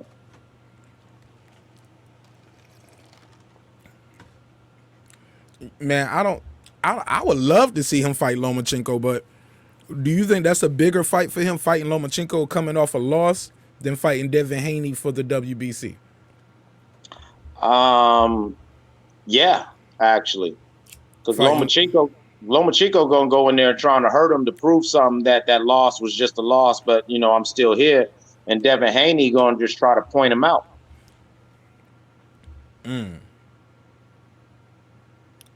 I got nothing personal against Devin Haney, but I've been on record and I'll stay on record and stand on it.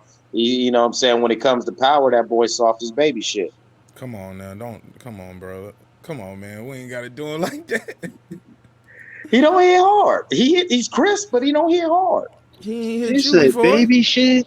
He ain't hit you before. Look, man, look, man, I think he sets the guys knows he know he's trying to knock him out. You get what I'm saying? When you know somebody trying to knock you out, you prepping and you clinching and with every shot you balling up. You know what I'm saying? You bracing yourself for the hit. It's the shots you don't see, as we all know, that get you. And sometimes he might telegraph the shot too much. You know what I'm saying? Or the ones that he don't telegraph, they sneaky shots, but they're not real hard shots. You know what I'm saying? They're shocking. Now, once he gets you hurt though, like he got old boy like that highlight reel knockout when he just hits the dude and just with that right and just goes under him and just sends his body going the other way. Was it Moran or something like that? He put him on the Summer Jam screen, bro. So I just want to say this. I think the dude can pop. I think he can hit. He got respectable power because I always say power is relative, right? Because people say he can't hit, he can't, you know what I'm saying? He can box, he can, but if he didn't have any kind of pop, they would just walk right through him.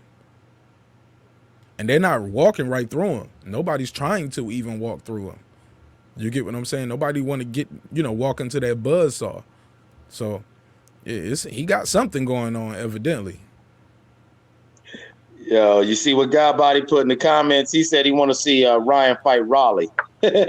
Raleigh will get chewed up. Ryan will chew Raleigh up. I would like to see that. I would like to see Rolly Ramirez fight any of these guys as well. Where is he ranked at up here? Let me see. Let me blow this screen up. Where is he ranked at? He ain't even on the list, I don't think. Nah, this can't be right. Man, let's keep it real. The only reason we know that boy's name is because of Mayweather. Yo, don't Rolly got a title? Let me pull up. Do we? Let me pull up this list right here. Let me pull up this box right. Rolly should have a title, man. I thought, yeah, they said and still the other day when he fought. Yeah, but Canelo got a bunch of fights lined up. Like I was saying before, he had a bunch of fights already lined up. Even if he takes an L, he got fights lined up. He just fought in December. He about to fight this month in February, the end of February. He got some fights lined up after that. He's trying to throw these fights in. He's trying to get undisputed, as they say. He's chasing it. He a drug cheat, but he trying to cheat to win. And that's what's hot these days. So he's out here trying to get this work. So I mean, you Yo, I gotta look at think. what he's doing. Oh, go ahead. I'm sorry. Go ahead. But yeah, that's what I'm saying is Vasily Lomachenko should fight somebody decent this next fight because especially Ryan, he could beat Ryan and throw water on him, but they're not going to do that. They're not going to do that because Lomachenko already got 2 losses. If he loses to Ryan, that's the end of his career. That'll be completely 100% the end of his career. Period. Uh, Do y'all agree? You think his career is over if he? I think he's accomplished enough, man. Like I think that, and then he comes over here to America. He's been picking up the language, and he's witty. He's charismatic. I think he can still sell a fight. You get what If I'm he saying? loses to Ryan Garcia, I think they would make excuses for him. They would say he fought him too soon. He fought him too soon after a loss to T.O. They'll make up something for him. And I don't see and what I they don't can mean make. that in a disrespectful way. I mean people who love you, they'll keep finding a reason to support you, and people who don't support you or look for the smallest reason to not. You get what I'm saying? Especially if he loses in dramatic fashion or get knocked out by Ryan Garcia. That's the end of his career. But it'll do great for Ryan. They'll be able to pass the torch right to him. Okay. So let's keep it moving then. Let's keep it moving. Cause we all know we want to see Manny fight Bud or Crawford, and we want Crawford and Bud to fight each other or fight Manny, right? We that's a cheat. That's a cheat code to do a YouTube episode, guys. If you want to get your channel popping, talk about Bud and Spence, or talk about Tyson Fury and Wilder. Somebody gonna watch you every time, guaranteed. It's the cheat code, right? So but let's keep it moving, man. Let's get into this Caleb Plant fight. Did you guys see the fight this weekend?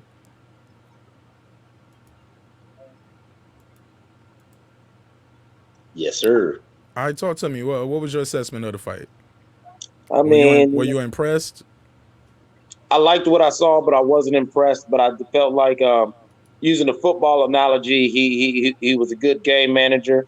You know what I'm saying? I thought he should have got the boy out of there, but at different times, Truax did. Truax was able to find that left. He just wasn't able to find something to go with that left against Caleb Plant.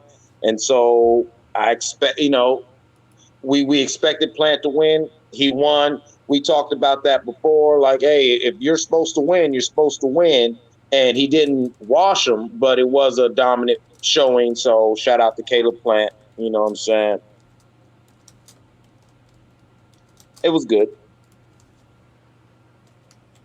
So you were a little disappointed that he didn't stop him or get a knockdown or something. One disappointed as much as, I just figured that he would have did that. But like I said, Truax was able to keep popping that left. And every time, like, Truax is a true fighter, because when Caleb Plant was hurting him, that left would just come and he was just throwing it on instinct. Like, that's that good fighter's instinct where, you just answer. You just answer. You answer the pressure and you answer the aggression. And so, me, honestly, that fight made me want to see Caleb Plant fight somebody who not only can answer the pressure but give a little more pressure. And depending on how that fight goes, I might actually really be a true fan of Caleb Plant. Like, because I saw dog in him. I saw dog. I saw moments where he was barking, and that's what I like. Go ahead, sir. Yeah, Caleb Plant, he went in there, he did his thing, but I really wanted to see more movement from him. I wanted to see more on the defense. I really wanted to see more of that. But he's a good fighter. He's a big fighter off of the crowd. Like he get boosted up by the crowd. The crowd get him right and get him ready. And even when he starts to slow down, the crowd can bring him and give him that energy that he needs to get back into it and finish the fight out. And I feel like that was the part he was lacking. Um, in the later rounds, dude seemed like he was done. Like he was like, I'm tired of fighting you, Plant. Go ahead and plant me on the ground. Plant me in this dirt. But Plant didn't have, I guess, that energy from the crowd that he needed, or whatever it was, to just go ahead and step on the gas. Like I felt he needed to really step on the gas and go ahead and send him on home. Put him on that flight quick. Neo, talk to me. Did you see the fight? Were you able to see the fight, Neo?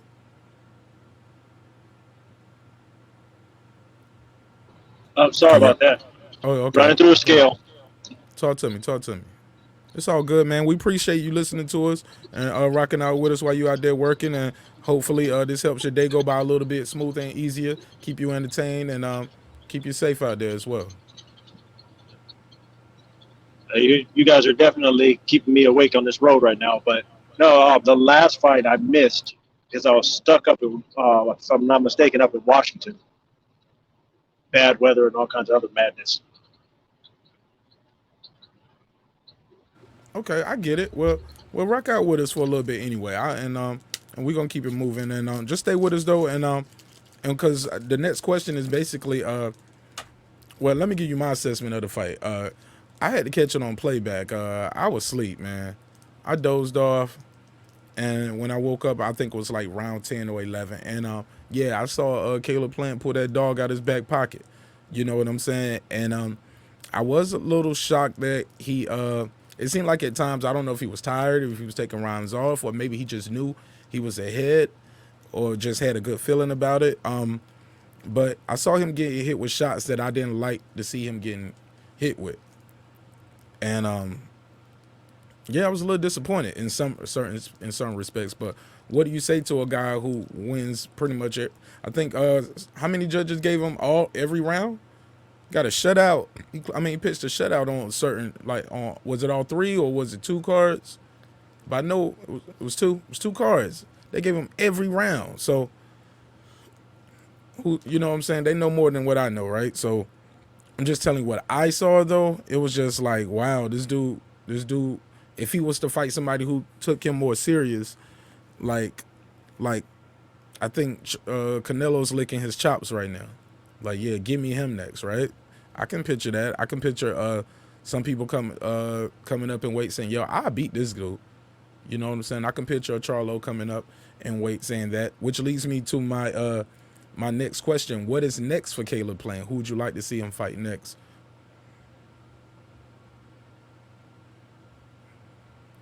We can open up. We'll start with Neo. Neo, who would you like to see Caleb Plant fight next?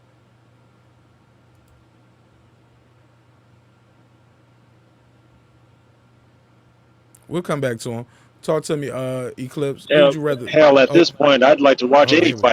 fight because I need a day off. I need a day off with a beer and a fight.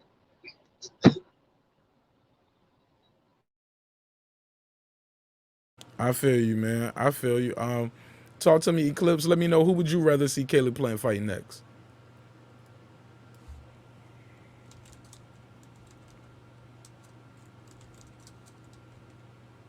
Your mic is muted. I said, I don't know. I was thinking of some names, and then you brought up Canelo, and that's why I was just off staring. Because I could see that fight. Because I could see Canelo bringing the dog out of Caleb, and then the question is, how big of a dog does Caleb have in him? Because Caleb got to understand that if he took a Canelo fight, he's got to finish that fight. He can't go to the cards. It's already been established that if you're not Floyd Mayweather, you're not going to go to the cards and win against Canelo Alvarez. Saying that Mexican mafia money too strong.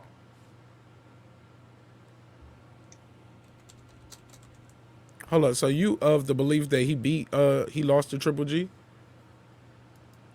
I'm of the belief that the first fight was a draw. I do think he won, but I think I'm going off other Canelo fights where it was like, yeah, dude was working with him, and maybe Canelo won the fight. But then when you hear what the judges would say at the cards at the end of it, you'd be like, no, he won, but he didn't do all that. Stop it. So I could see if somebody like Caleb Plant fought Canelo and they just went to the cards, even if Canelo was bloody and you know what I'm saying, and Caleb did his thing, if Caleb doesn't put him down and really put some distance or actually put him to sleep, I could see them stealing that fight from Caleb Plant. I could see it.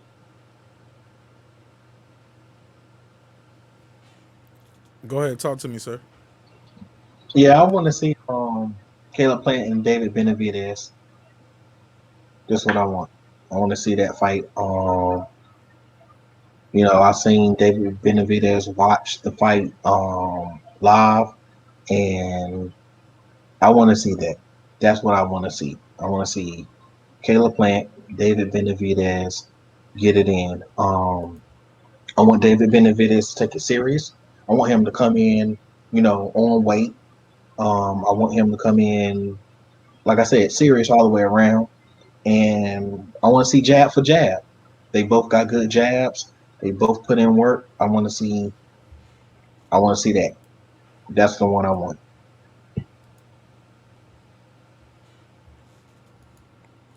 Yeah, man, I'm all for it, man.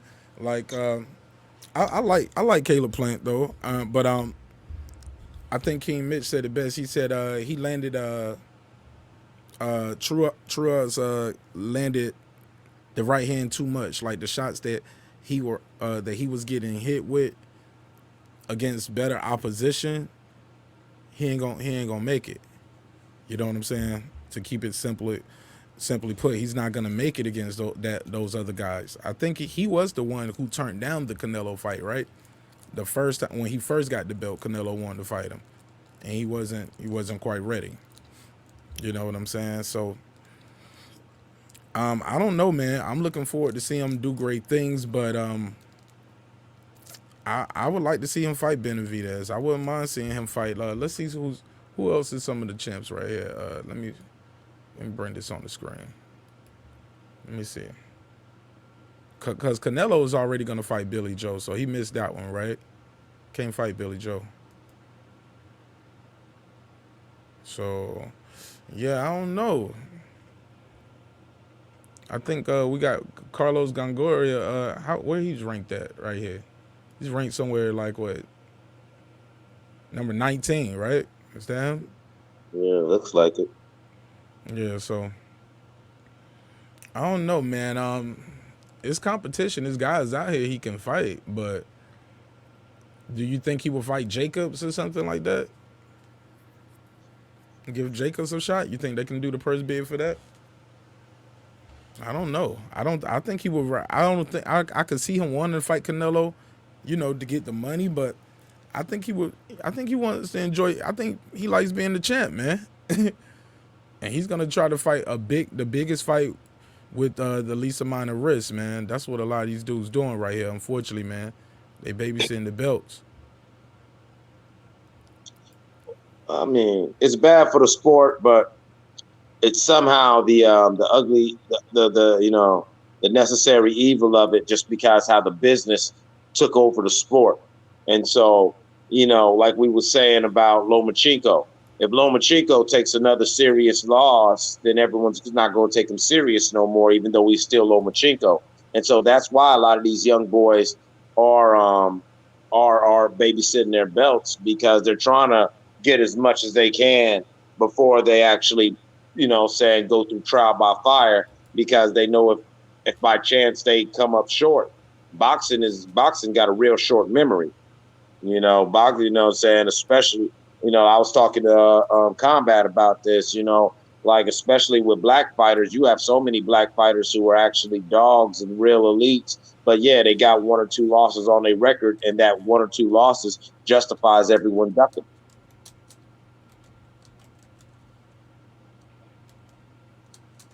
All right. So as you know, Pacquiao is now the champion in recess. Ugas has been elevated to super champ. I don't hear nobody calling him an email champ. I don't hear nobody doing that, but that's what they normally would call that, right? That's what I'm gonna call it. Yeah, but That part. And then he I said don't hear he want nobody saying that. I 50-50. just Did you hear that? That he said he want 50-50? against Spence, He said he want 50. Whoever fights whoever. him, he want 50-50. And he did a little dance. Like he was on his Instagram. Like he did a little dance. Like it was a weird little like stanky leg type I'm about to weird pull it thing up. I'm he about was to pull doing. it up. Don't pull it up. I'm about to pull it up on man. What you don't think, man? We gotta pull it So up. I don't want to hear nothing about them saying, oh, well, Bud can't get 50-50. Ugas, what belt Ugas had before now? Nah, I think that's his first time being a champ because he was trying to become a champ Oh, okay. the first time when he fought Sean Porter and lost. Oh, okay. Okay. So you mean Ugas with losses? You mean Ugas the man with losses? Yeah, that Who don't guy. even speak English? Yeah, that fella. Oh, so he won 50-50, but Bud, the champ, who's been Let me get off this undisputed. screen, man. Let me get off this screen. You mean the champ? You mean Bud the Smoke, the one who take you with the right hand or the left hand? You're talking about the one who fights you inside and outside, the one who can brawl and box on Bud, the front foot or the aka my back foot. gloves are made of NyQuil Crawford. Oh, okay. I was trying to understand. I'm trying to. Do you talking about the one who's been knocking out everybody? Yeah, don't nobody want a Everybody? blanket. But Bud passing out blankets right now. Don't nobody want a blanket. Don't Night nobody want night, a snuggie. night night, night night. He But got he melatonin in won. them hands. But he's wrong for winning 50-50 when he done had how many belts? I think he got eight. How's it eight? My math be bad sometimes. In his whole career, he got eight belts.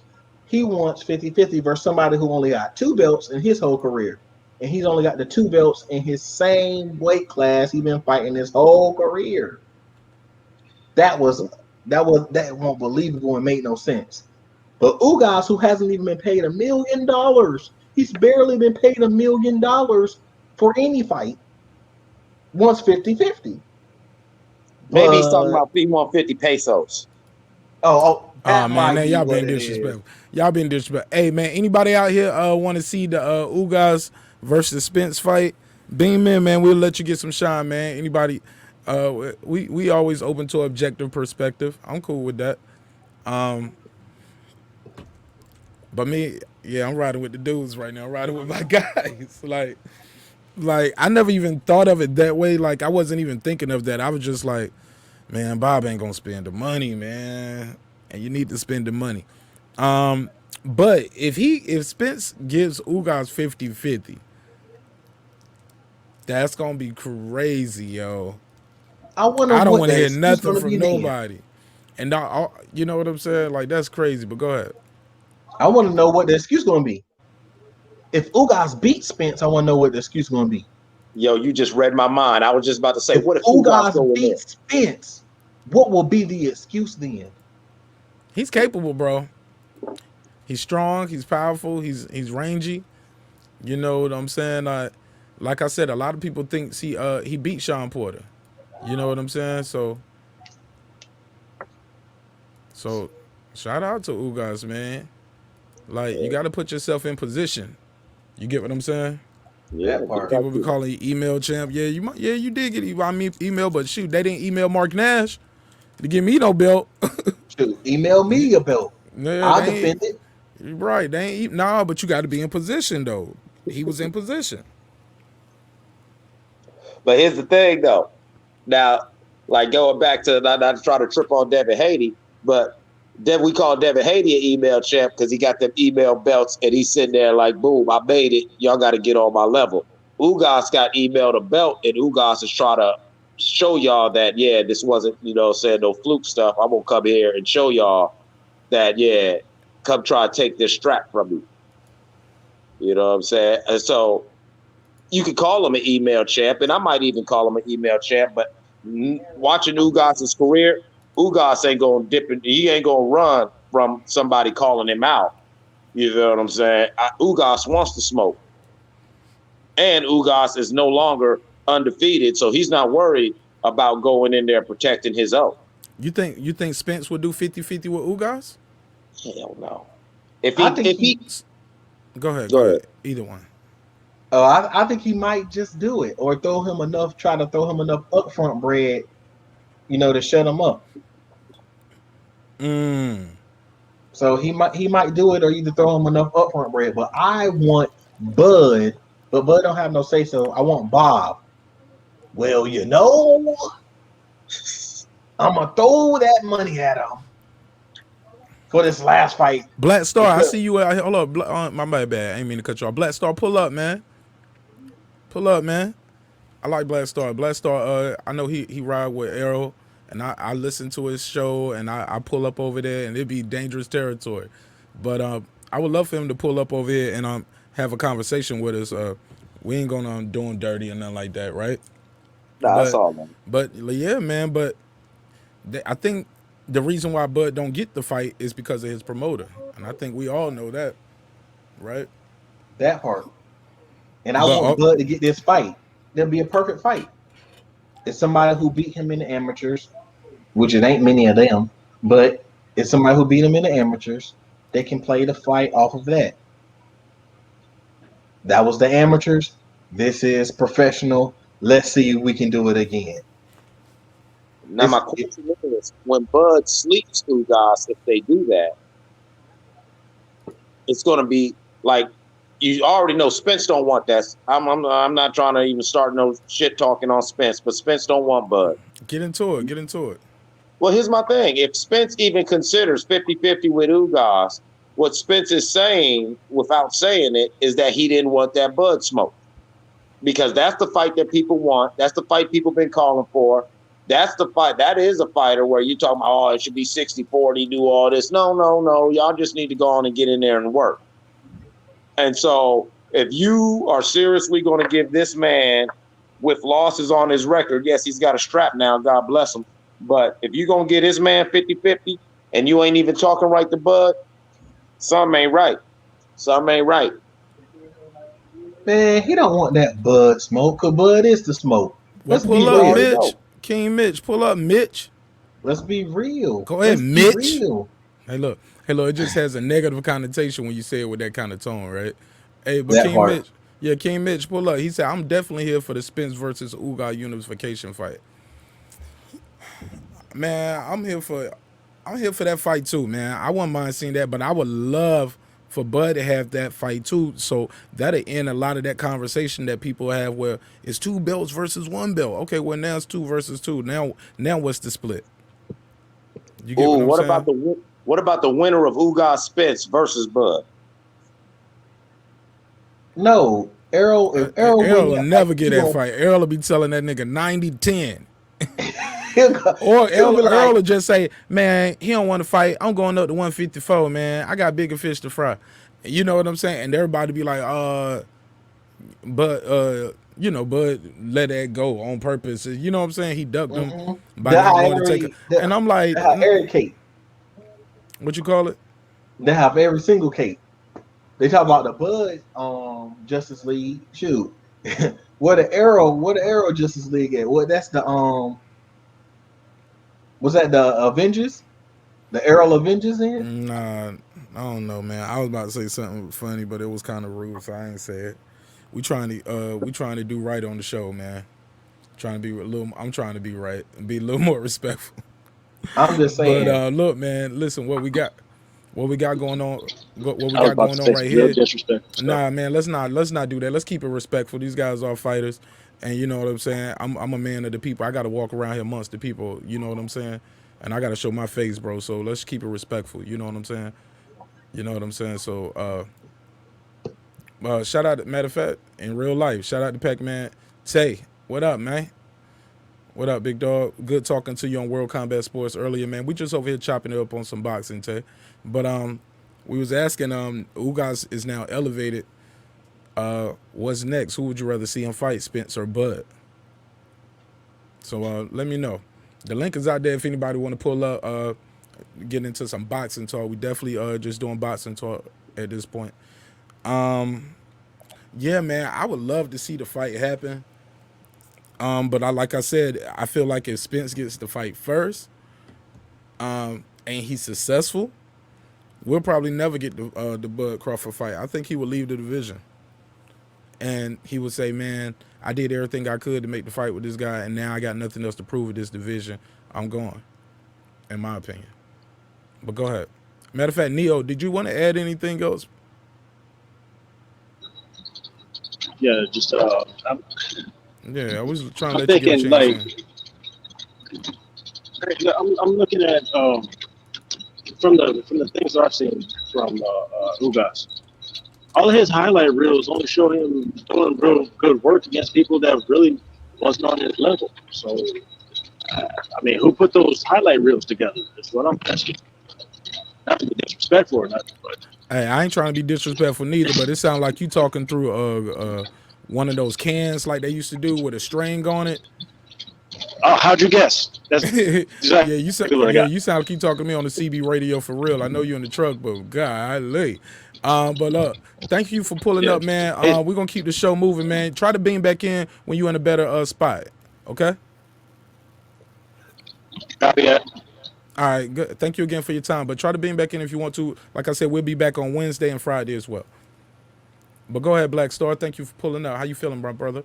Hey, salute, brothers. How y'all doing tonight, man? Yes, sir. Just talking about some boxing over here. Yeah, I see y'all getting it in, man. That's all good, brother. Hey, look, I got a few to chop it up, man, but I got to head to work. But Absolutely. I had to fit it in, man. But yeah, man, it's a good subject, man. And I think really we all should be celebrating because to me, Manny Pacquiao was the biggest holdup because Manny was just sitting on that belt, and everybody know, and Earl's been saying from day one, and if Earl true to his word, like he said from way back when he lined him up and I'm knocking him down, he said he wants to undisputed. So that's one of the trinkets that he needed to get. And Bud and him both wanted the Pacquiao fight, but somehow Pacquiao ain't trying to see none of these guys. So he just sitting there holding on the belt. And that was really the biggest thing because these guys trying to act like they want to get together, right? So they want to get together, but there's a bigger fish out there, Manny Pacquiao. So if he's like, well, I want this fight, but if I can get that one, you know what I'm saying? So they looking at each other, but they looking over there as well. So it's like they know if they go over there, that's a bigger bag than them two coming together right now. But and even on top of that is if they can get that bag, they doubling up because they got a big bag there, and then they can come right back and they got another huge one between them. And that fight should be for undisputed. It shouldn't be before that. That should be for all the marbles because those are the best two fighters there. They need to be the ones going in there and getting it done. So it should come that way. But now that they took that from Manny finally, and unclogged it, I mean, that's why I was saying, some time back that people needed to hurry up and jump on Ugas because, anything could happen. And if you take care of that, man, you be in a good position. And if they had done that, like Keith Thurman or Sean Porter, them guys that were sitting around, they could have went on and jumped on him when he won that WBA. Look where they would be sitting right now. It would have fell right in their lap. They would have been right back in the ball game. It would have Hey, been great to see Keith Thurman do it because Keith Thurman and Earl is still a fight I want to see. That would have been awesome. I want to see him fight all them guys. I don't want to see nobody getting out the circle. So that would be perfect, man. But them guys sit around, man. They want to play the tit for tat and all this other stuff, man. And then that, I mean, it drives me crazy, man. But I think with Manny out the way now, it kind of opens it up for it to happen. So whoever gets Ugas now, right after that, and especially if Earl gets that, it's Earl got to go for Bud. It got to be Bud next because you said undisputed, right? So he got to be a man of his word. He got if he gets the Ugas fight, he win Ugas. That's got to be the first thing out of his mouth after that, and then we okay. get that fight. And that's all I wanted to hurry up and get it. It was like because we out here fighting enough over it. It's time for y'all guys to take y'all lumps and bruises. Hey, real quick, man. Uh, we got a superstar boxer, ATL legend, Mr. Tay Jones. How you doing tonight, sir? I'm good. How y'all doing? We're We good, good, sir. salute, Salute bro. to you, good brother. Salute to you, man. Hey, Man, salute to the salute, champ salute, too, man. salute, Definitely. salute, salute. Please, champ. Hey, What's going hey, on? Tay, thanks for tuning in, man. It's your first time on the channel and the panel.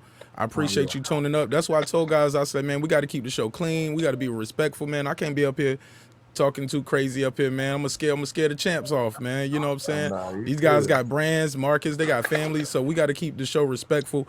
And plus, like I said, man, I'm out here walking around with World Combat Sport and these real boxing gyms, man. And these dudes are monsters. And I Oh yeah. already, they already owe me one. Like he said, I almost hit Brian Norman Jr. in the face with the drone, and he got a fight coming up. I was like, Yeah, man, yeah. what would You I, what, almost got got them, got my little brother, man. man, look, I told my wife every time I walk out the door, I'll be like, the insurance paperwork paid up, right? All right, just making sure. You know where it's at, right? Shoot, because it's dangerous out here. But let's get into some boxing talk, Mr. Jones. How you feel? How you feel tonight? Man, shit, I'm tired as hell, man. Well, we ain't gonna hold you up too much. We was just touching on a couple things. We was asking. I breezed through a couple of them just to get your take and opinion on it, if you guys don't mind. And let me get these questions off with the champ. The guy said they wasn't really excited about seeing the Manny Pacquiao versus Ryan Garcia fight. So I asked, who would you rather see Ryan Garcia fight next, if not Manny Pacquiao? So I pose that same question to you, sir. Well, I know he better stay the fuck away from Tank. I know that. Big facts. I know that. You know what No I'm saying? lies detected. Go He ahead, better go ahead, off go ahead, go fighting. ahead, sir. He better off fighting a Haney, shit, a Haney or I don't know. He need maybe like 3, 4 more fights, man. I don't think he's ready for that dog 3 or mentality type of fight. 4. Yeah, man. Like Luke Okay. Campbell, man. Like Luke Campbell ain't no pushover. You know what I'm saying? He ain't no pushover, but at the same time, man, he need about 3 more, 4 fights, man. I'm telling you. So let me ask you this. This should have been the first question. Are you even excited about seeing him fight Manny Pacquiao? Hell no. Not even excited about that fight at all. Say why? Yeah, tell me why not, if anything. That shit don't make sense to me. Nigga fight at 35, nigga got it. Motherfucker come up to 47. Ryan Garcia thought Luke Campbell dropped his ass. Shit, Pacquiao gonna put them beaters on his ass for real. For sure, Boy, for oh sure, boy. for sure, for sure. Let me ask you this as well. Did you see the Caleb Plant fight this weekend? Yeah, I did. Were you impressed by what you saw with Caleb Plant? I've seen Caleb Plant be do better. You know, I came up in the amateurs with Caleb. You know what I'm saying, and that's how we know each other real well. We're very good mutual friends. You know what I'm saying. I seen him fight better. You know what I mean, and not making excuses for him. You know, the man did have 11 month layoff. I think the last time he fought was last February because I know he fought right after. Either it was in the end of February. I think it was at the end of February or early March, right before the pandemic. But I know he fought. and he looked damn good. You know, what I mean, he looked exceptionally well. But this fight right here, every fight not gonna be the same. You know, what I mean, it's different for all fighters. You know, what I'm saying you're only as good as your last fight. Period. And he can go back and look at this and like, damn, this wasn't me. I'm 65% here. I can go back and clean this up and clean that up. Like I say, you're only good as your last fight. I wasn't impressed, but I'm not mad either. You know what I mean? Because at the end of the day, style make fights, and Caleb Truex is definitely a very, very seasoned fighter. You know, we can't forget that. You know what I mean? People look at what he did now. Let's go back and look at what he has done than what he did now. For sure. Who would you like to see Caleb Plant fight next? I think he need one more fight. I think he need one more fight. But I do think that I don't give a fuck what people say. I still think that him and David Benavidez is still a 50-50 fight. You even heard Andre Ward say he's still a problem at that weight class, and which I truly do believe. Just because he had that one so-called off night by most, but I don't think it was just an off night. I just think that Caleb Truex being a seasoned fighter, he's a seasoned vet. Yeah, he's older, but just because you're older don't mean shit. You know what I mean? If I had to see him fight somebody next, I don't even know who the fuck is in that weight class. Got Benavidez, Canelo. Who else is at one? But a lot of guys will come up from 160 to fight him. Charlo would probably come up. I could see Charlo coming up to 68 because he's already trying to come up to fight Canelo, right? I don't think he'll fight Plant though. What's the guy Edgar Berlanga? He's the knockout artist. He's a hot name out there. I like to see Caleb Plant fight him because I guarantee you he won't goddamn.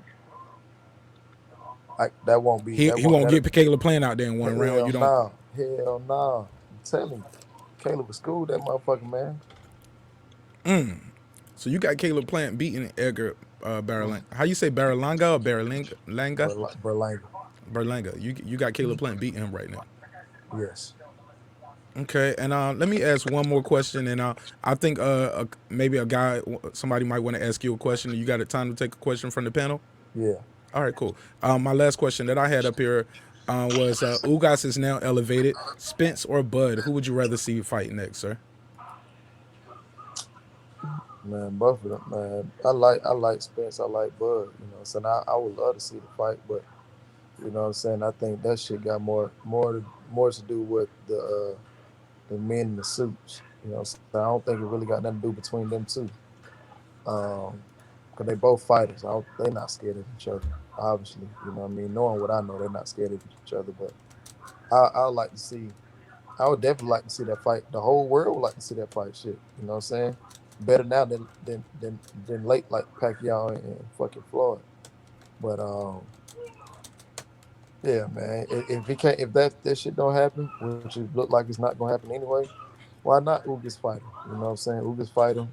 Um, or let Ugas get him another fight up under his belt. You know what I'm saying? He just was awarded that belt, so let the man get off and live a little bit. You know what I'm saying? Then come back and handle business. You know what I'm saying? That's what I think. I think the boxing fans, we got hardcore boxing fans.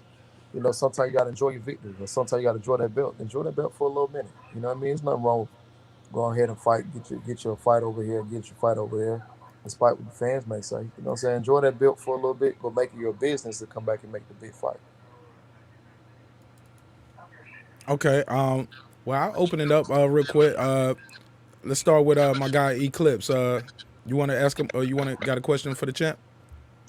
Um, yeah, first of all, shout out to you, champ. You know what I'm saying? I'm a big fan. Glad to see you on the panel. The beautiful thing. Is that my mic or is that what's that?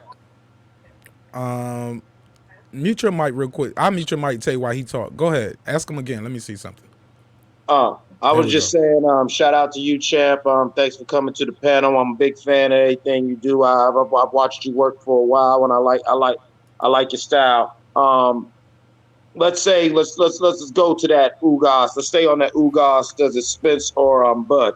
What do you think?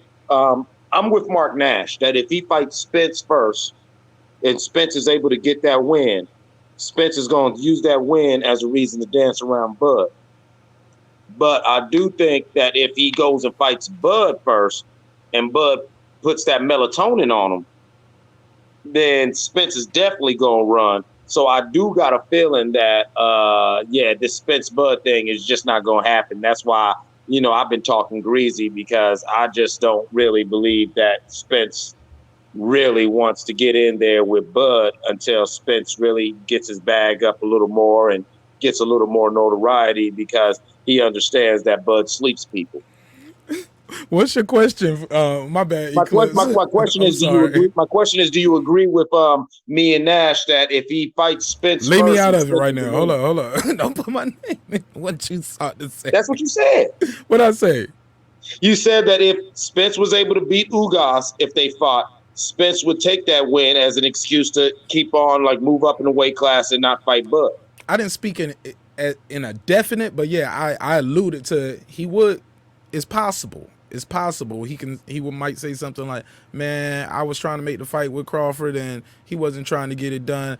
I ain't got nothing else to prove at 147. I'm on the bigger, better things at 154." I could picture him, and the fans would ride with that and say, "Bud, duck the smoke." But it's possible that the offer could be so low. Like if he's telling a guy now 60-40, 70-30, or whatever we give you, it's very possible once he get the third strap, oh my goodness, he gonna be telling him 90-10, or just try to give him a flat fee. In my opinion, it's very possible. But what do you think, Mr. Jones? Man, I honestly think that I don't think neither one of them guys scared of each other, man. From knowing what I know, they have more to do on the business side. At the end of the day, man, Bob just got to bring his side of the purse. You know what I'm saying? Bob bring his side of the purse. I'm quite sure it'll get handled. But at the end of the day, man, shit, the man has complained about, what I'm saying, losing money on Bud. Same thing with Tyson Fury. Same reason why Tyson Fury didn't want to fight Deontay first because he has to pay Bob. You know what I mean? So I understand it. Obviously it's the business side, and that's the part that sucks about boxing. I don't think those guys are, I think they far from scared of each other. No, I don't Period. think anybody said they're scared though. To be fair, not to cut you off, sir, respectfully, of course. I think we're Mm-hmm. saying financially he'll really not want to pay him. Like right now, if he's saying 60-40, he showed up at the Canelo fight. He was live on camera at the Canelo event saying, he said, I can fight Canelo. So guys like Terrence Crawford need to take the 60-40, 70-30, or whatever we give them, quote, end quote, I guess, So, Yeah, I mean, yeah, and so if he's saying well, I that don't. now, if he gets another strap, he's going to be telling them, what, 80-20? I mean, from the aspect, the business side, man, I don't think I don't. 60-40, 70-30, hell no. But 60-40, that's not bad. Looking at Bud Crawford accomplishments, and I said this on another show, man. I just hate the fact that I've been in the ring with Ndungo. You know what I mean? I may not have beat him, but I've been in the ring with him. I've heard him, and to know that Bud Crawford fought him, and to see what Bud Crawford level, that was a fight that he was supposed to win. You know what I'm saying? Not, and I'm not. I can't take anything away from accomplishment because obviously Ndungo was a champion. But man, it's different for me. My outlook on everything gonna be different because I'm looking at it like, man, that was a fight. He was supposed to win. So 70-30, 70, not 70-30, but 60-40, not bad. And even when you look at the pay-per-view numbers and things of that nature too, you know what I mean? But I'm not neither one of those guys. I'm not in their pockets, you know what I'm saying? But yeah, definitely I would say if he did win another belt or defeating you guys, of course he'll probably say, well, shit, he gotta goddamn do this and do this now. You know what I mean? And just what y'all call it moving the goalpost. So I agree, he probably would, you know what I mean? But I don't think that Earl ducking him though. Okay. Let's go to Sir Senior because he's wearing my hoodie right there. He's wearing the brand right there. Dreams Oh, require that's sleep. so Go. sick. I seen him before, man. I seen his name a lot. I just haven't seen his face before. Yeah, man. We be trying to be cam up over here as much as possible, man. Like I want. That's my vision for the show. I don't want to really talk to avatars too much if I don't have For to. sure. You know what I'm saying? But Yeah. and he's wearing the brand. Drinks require sleep, goals require effort. Support that, man. That is my quote. That is my brand. That is the Marq Nash joint. And Black Star, yours is in the mail. Like I said, you should get it tomorrow, if you didn't get it today. But yeah, go ahead, sir. Send your let's get your question off for Tay Jones. All right, salute, big bro.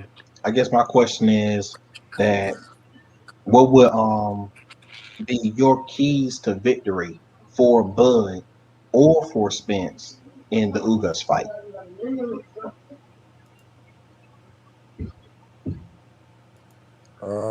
Keys to victory for Earl. Earl would have to close the gap and get in close and do what he do best by breaking the body down. For Bud, shit, he can fight both styles. Not both styles, but both sides to fight. He can fight orthodox and he can fight southpaw. So I think it's just a matter of figuring out what one he can go with to make to defeat Ugas. I don't think it'll be an easy fight for Bud. I don't think it'll be an easy fight for Earl. I think that you have to get in on Ugas. That's one thing that I do see that he doesn't do well. I don't think he can fight on the inside as good as a lot of people think he can. But if you get those two guys on the inside, I think you make a mockery of both of them. I mean, I think they'll both make a mockery of him if they can both get on the inside, which is really hard to do on a guy like Ugas because he can box. He can box, but if you can't get on the inside, it'll be a long night.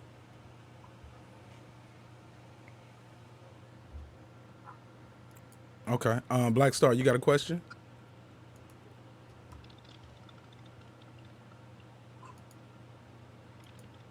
Your mic is muted, Black Star. Oh, my bad, brother. Yeah. I ain't really got a question because it's kind of unexpected. I didn't expect to see the good brother there, man. But it's an honor to see you, brother. And I salute you, man. I salute the champ, man. We riding with y'all 1,000%, man. And hey, bro. Hey, man. I just want you to tell the champ keep his head up, man, and keep doing what he's doing. We looking forward to that trilogy because we know it's coming. We know it's coming.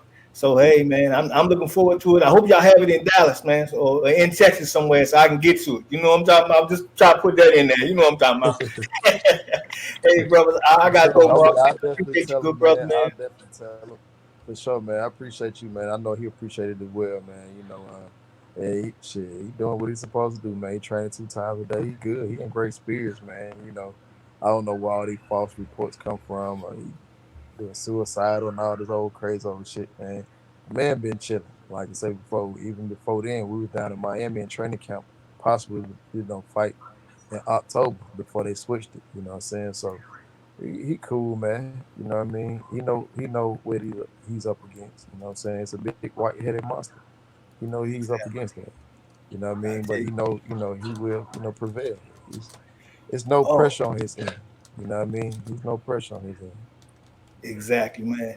Hey, and that's good news, bro. Hey, Mark, I'm gonna say one thing, and I'm gonna get on out here, bro. I Take got your time. on Take your here. time. That's all love. But hey, bro, what I've been trying to do, man, I ain't got no line, and maybe you can help a brother out, man. I'm trying to get a little 10-second shout out from the champ, man, to my channel, bro. I want to put it in my intro, bro. And maybe you can help a brother out. I don't know, man. I just put it out there if you got the time. I don't know, man. I just had to put it out there I because didn't even get a 10-second shout out oh, from the bro. champ yet. Look what they do, man. Hey, man, I give him an opportunity to talk to Tay Jones, and this how he do me. All Don't say right, all right. case. You trying to get your shout out first? Look at this guy, man. hey, bro, Don't we say we split case. it, bro. You know what I'm I saying? could Hey, definitely I could definitely ask him. I could definitely ask him. That wouldn't be. I don't think it'll be a problem. I could definitely ask him. hey, But I know right now, you know what I'm saying, with all this arbitration and stuff going on, he can't talk to nobody. You know what I'm yeah. saying? Yeah, that's understandable, man. And I appreciate that, man. I just hate to do it because I don't know if I ever get another chance, bro. So hey, excuse me Oh for yeah, doing yeah, that, yeah. No, no, no. man. No I'll disrespect, be but seeing you on the channels. I'll be seeing you on the channel. So like I say, I'll definitely run it by him though. Like I tell him all the time, I'm like, bro, listen, I know you probably get tired of me goddamn hearing you about some of this shit, but like I told you before, I'm not the type of person that'll let you miss out on something, anything of that nature. I'm always gonna tell you what I've been told. You know what I mean? Like that's just how I am. For sure, for sure. Well, I appreciate that, Black Star, and we about to get you up out of here. This dude don't came over here and lobbied for and solicited a shout out before I on my channel before I even solicited for a shout out. Oh my god. Yeah, he was like, I don't know when I'm gonna get another chance. Me neither. I know when I'm gonna give you another chance. No, I'm joking. Hey, but seriously though, Tay, I got another question for you. And I think this is something that'll be truly motivational and inspiring that you can tell people? And because I've talked to you about this before. What was one of the biggest things you learned from that loss against Ndongo? Man, just believe in yourself, man. Like I say, me personally, bro. Yeah, I lost the fight, but I didn't lose myself. You know what I'm saying? That actually gave me more confidence to really want to get back in there with another person on that level. You know what I'm saying? It actually, like I say, I had the man hurt. You know what I'm saying? And I almost knocked him out. But what I do know is almost is not good enough. Almost not good enough in life. So you gotta just attack the situation at hand. You know what I mean? That's whatever it is in life. You know, it taught me to just keep going forward. It taught me to keep pushing through no matter the circumstances and keep fighting through the storm. You know what I mean? And like I say, bro, if you stay, I stood 10 toes down. Like I held my head high. It was nothing to be ashamed about. And shit, I kept going, bro. You know what I mean? If anything, that shit didn't do nothing but give me the balls to step in there again with a motherfucker in the top 10, top five. You know what I'm saying? If I hurt one, I can hurt another one. Period. Okay. Mike, you got one more? Cause we gotta let him go. He's tired. He's Yeah. working. He's trying to, you know what I'm I just saying? got out. I just got out of the gym, man. I was watching the Hey, boys look. go and throw it down tonight, boy. Oh yeah, yeah, yeah. You want to talk about that a little bit? Cause some of the people in my audience might not know about that. For the people who don't know, you saw some sparring wars tonight, right? Yeah, man. Seen some good Who was in the sparring. place to be? Man, that was Javante Tank Davis and Brian Norman Jr., man. Shit, you know, Brian Norman Jr. He's my personal sparring partner, so we spar all the time. I know what he made of. You know what I mean? And tonight that was my second time seeing Tank. Both of them guys spar each other. It got a little heated the first time. You know what I mean? And Tank went in all the way great shape last time. So some people can say that he got the best of them, but it is what it is. But then they sparred tonight, and the shit went back and forth. That shit was fireworks, man. You know what I mean? Tank probably landed more of the devastating shots, just a tad bit. But Brian Norman probably outworked him, and that's probably because Tank on that layoff right now. He deserves that layoff from the fight with Leo. You know what I mean? But other than that, that shit's a hell of a good fight, hell of a damn sparring session, man. Let me ask you this. What was it like? Doghouse rules, or were they doing timed rounds, or what? Yeah, after the fourth round, them motherfuckers went they went doghouse rules. I ain't lying. And they went about 20 minutes straight after that. And Are you kidding me? that just showed me like Tank a real dog. You know what I'm saying? I know he ain't in the gym like that right now. I'll give a damn what them folks say. I had to send that man a tweet. You know, a couple people retweeted. I tweeted that man. I told him straight up. I said, man, I don't give a damn what y'all say about Tank. He can balloon up in between fights. But I know right now, ain't nobody in the 130 division fucking with him. Period. That man is a true dog, man. And boys turned the clock off in 20 minutes straight. I ain't lying. Beating the hell out of each other. I ain't lying. Was it any trash talk going on in there? Man, it was man, both sides, both camps. You know what I'm saying? Welcome to Atlanta, baby. You know what I'm saying? Shit, he on the east side ATL, too. ho. You know what I'm saying? He on the east side too, so it's rough and rugged over there. And especially on Glenwood, it's rough and rugged. But shit Were at the they at same Coach time. Lopez gym? No, it was at my gym. It was at Coach Mustafa gym. Oh, salute, man! I gotta come Yeah. out there one day, get some footage of you while you getting ready, man. That'll be super Oh, dope. yeah. I'll So put that together, uh, man. But I enjoyed it though, man. I really did enjoy it. Besides the trash talk, them boys, they grown men, they still made, hugged each other afterwards though. You know what I'm saying? And that's what it's all about. You know what I'm saying? Hopefully, Tank can bring him in for sparring just to keep him sharp. They supposed to do it again on Wednesday. Me personally, I highly doubt they do it, man. Them boys, man, they went at it today, dog. Them boys should be sore as hell. I bet both of them got in the oatmeal bath tonight. Yeah. Mike Lewis, aka the guy Eclipse. You probably know him from World Combat Sports Channel. Okay. Heavy over there. That's how I found him over there, and he found me over there, and we were like minded, and we both select the boss, man. He's a good dude, man, and For sure. I appreciate World Combat connecting you and I as well, Mr. Jones, and as well as Mike Lewis. Mike, you got another question for Tay Jones? Like I said, last one, cause we gotta let him go. Yeah, I'm Uh, good. I'm good for Cause right now. I just feel like if we keep you too long, you won't come back. You're like, man, that boy Marq Nash can talk. Nah. I would be like, bro, I'm tired of here. All right, for sure, for sure. All right, well, cool, cool. We'll take. Go ahead, ask him a question. Mike. well, champ, um, I'm just excited to see you get back in there, and so I just want to know who's on your radar, who's on your to do list, and you know what I'm saying. What would you like to see? How would you like to you know what I'm saying, put your stamp on 21 and let them know that you know Pac-Man is still, you know, Pac-Man is still the Pac-Man, and you know who you trying to give a blanket to in 2021. Who you trying to give a blanket and a pillow to? Be honest with you, man. I don't care. You know what I'm saying? I like I said, I fought in Duggo. That it was over a year ago. It'll be almost 2 years in August, but I'm gonna fight before the end though. I don't give a damn, bro. That's just me. That's the fighting me. You know what I'm saying? I don't have to fight no more if I want to, but I love this shit. You know what I'm saying? It saved my life. So I don't give a damn who it is. Me personally, I really want to fight Carl Frampton. I want to beat his ass. You know what I'm saying? And after Carl Frampton, you know what I'm saying? Anybody at 35, I don't give a damn. You know what I'm saying? Shit, I'm gonna fight regardless. You know what I'm saying? I don't been on, like I said, I don't been on that big stage. So these big names that shit don't scare me. I don't been on that big stage. I fought a 2-time former world champion. Fuck them all. You know what I mean? I don't give a fuck. Period. You know what I'm saying? Shit, that nigga put on his draw just like I put on mine. You know what I'm saying? So shit, it don't matter to me, but I do want to fight Carl Frampton. I think he's a very disrespectful individual towards, you know, my fellow American Jamel Herring. You know what I mean? So Jamel Herring can't do the work, I'll go do it. You'll be That's his some, Huckleberry, right? Huh? some. I said you'll be his Huckleberry, right? Hell yeah. Hey man, that's those some big words right there, man. What if they wanted you to come over there, go across the pond to fight them?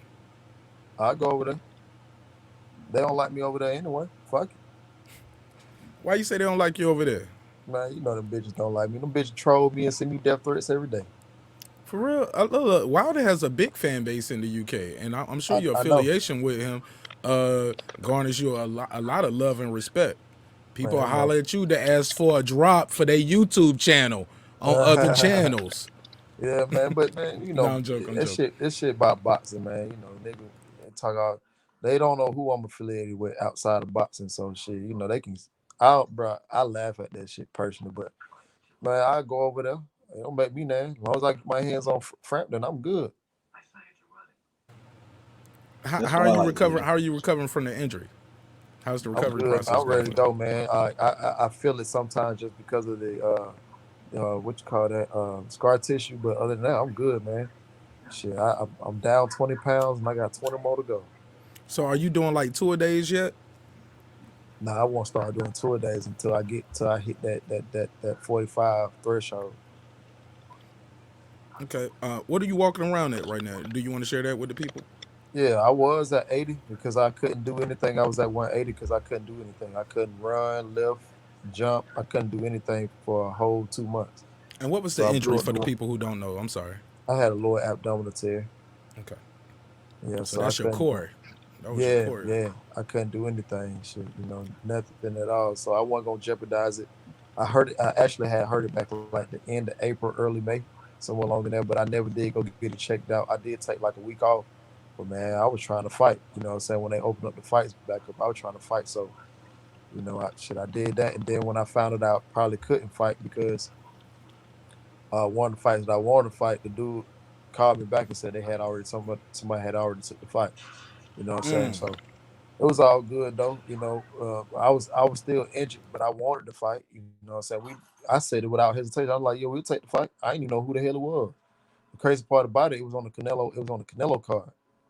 You know what I'm saying? And the dude ended up getting beat. He was sorry as hell. And I was like, damn, I did damn say I want to fight. You know what I mean? But they called me back and said somebody had already said they were gonna take the fight. But so after that, I went down to Miami with Deontay. We was in camp, thinking we getting ready for the trilogy fight. And then after that, man, I just kept feeling the pain, man. And when I got back, I said, fuck it, dog, I'm gonna just sit down. You know what I'm Right, saying? right. The I'm good pandemic now. was the perfect time to go get that surgery that you needed to, to Yeah, get that yeah. I'm done. good now though. Like I said, I was at 80. You know what I'm saying? For people who don't know, I played college football, so I'm naturally big. You know what I mean? So I'm back. I'm What that. school? What school? I played at University of Tennessee, Chattanooga. Hey, Yeah, yeah. So what position? I played cornerback, just like my older brother. My older brother played Man, in the you ain't league. that fast, Tay. You ain't play corner. Who? He said, "Who?" No, I'm teasing. Shit. I'm teasing. I'm teasing. You seem like you built more like a DB or something, though. Yeah, I played DB. Okay. Yeah, just like my brother. My brother played in the league too. Okay. Okay. Yeah, my brother Man, played I'll in the get league. you in a foot race one day, man. I'll try Who? you in a foot race, man. I can, man. Look, I look like this, but I'm fast. Tay was Right. like, who? Tay's like, who you on foot race? Not me. Nah, yeah. You ain't gonna beat Nah, I'm me. Put a joking. I'm thousand joking. on it. But see, that's the thing, man. Like the crazy part about it, man. I run. I run. I don't jog. I jog. I don't even sprint like that. You know what I'm saying? Until it's time, for a fight. But bruh, I'll hawk anybody down. What's your Anybody. I can so when you're getting back in shape, right? When a professional boxer such as yourself is getting back in shape after a long layoff, some weight gain, like what are the steps that you're doing? Because some people are scared to do certain things. They was like, I don't know what exercises to do, so I don't lose muscle, too much muscle. I don't want to have flabby skin, like I don't want to lose the weight too quick or lose because it's a right way and a wrong way to lose the weight, right?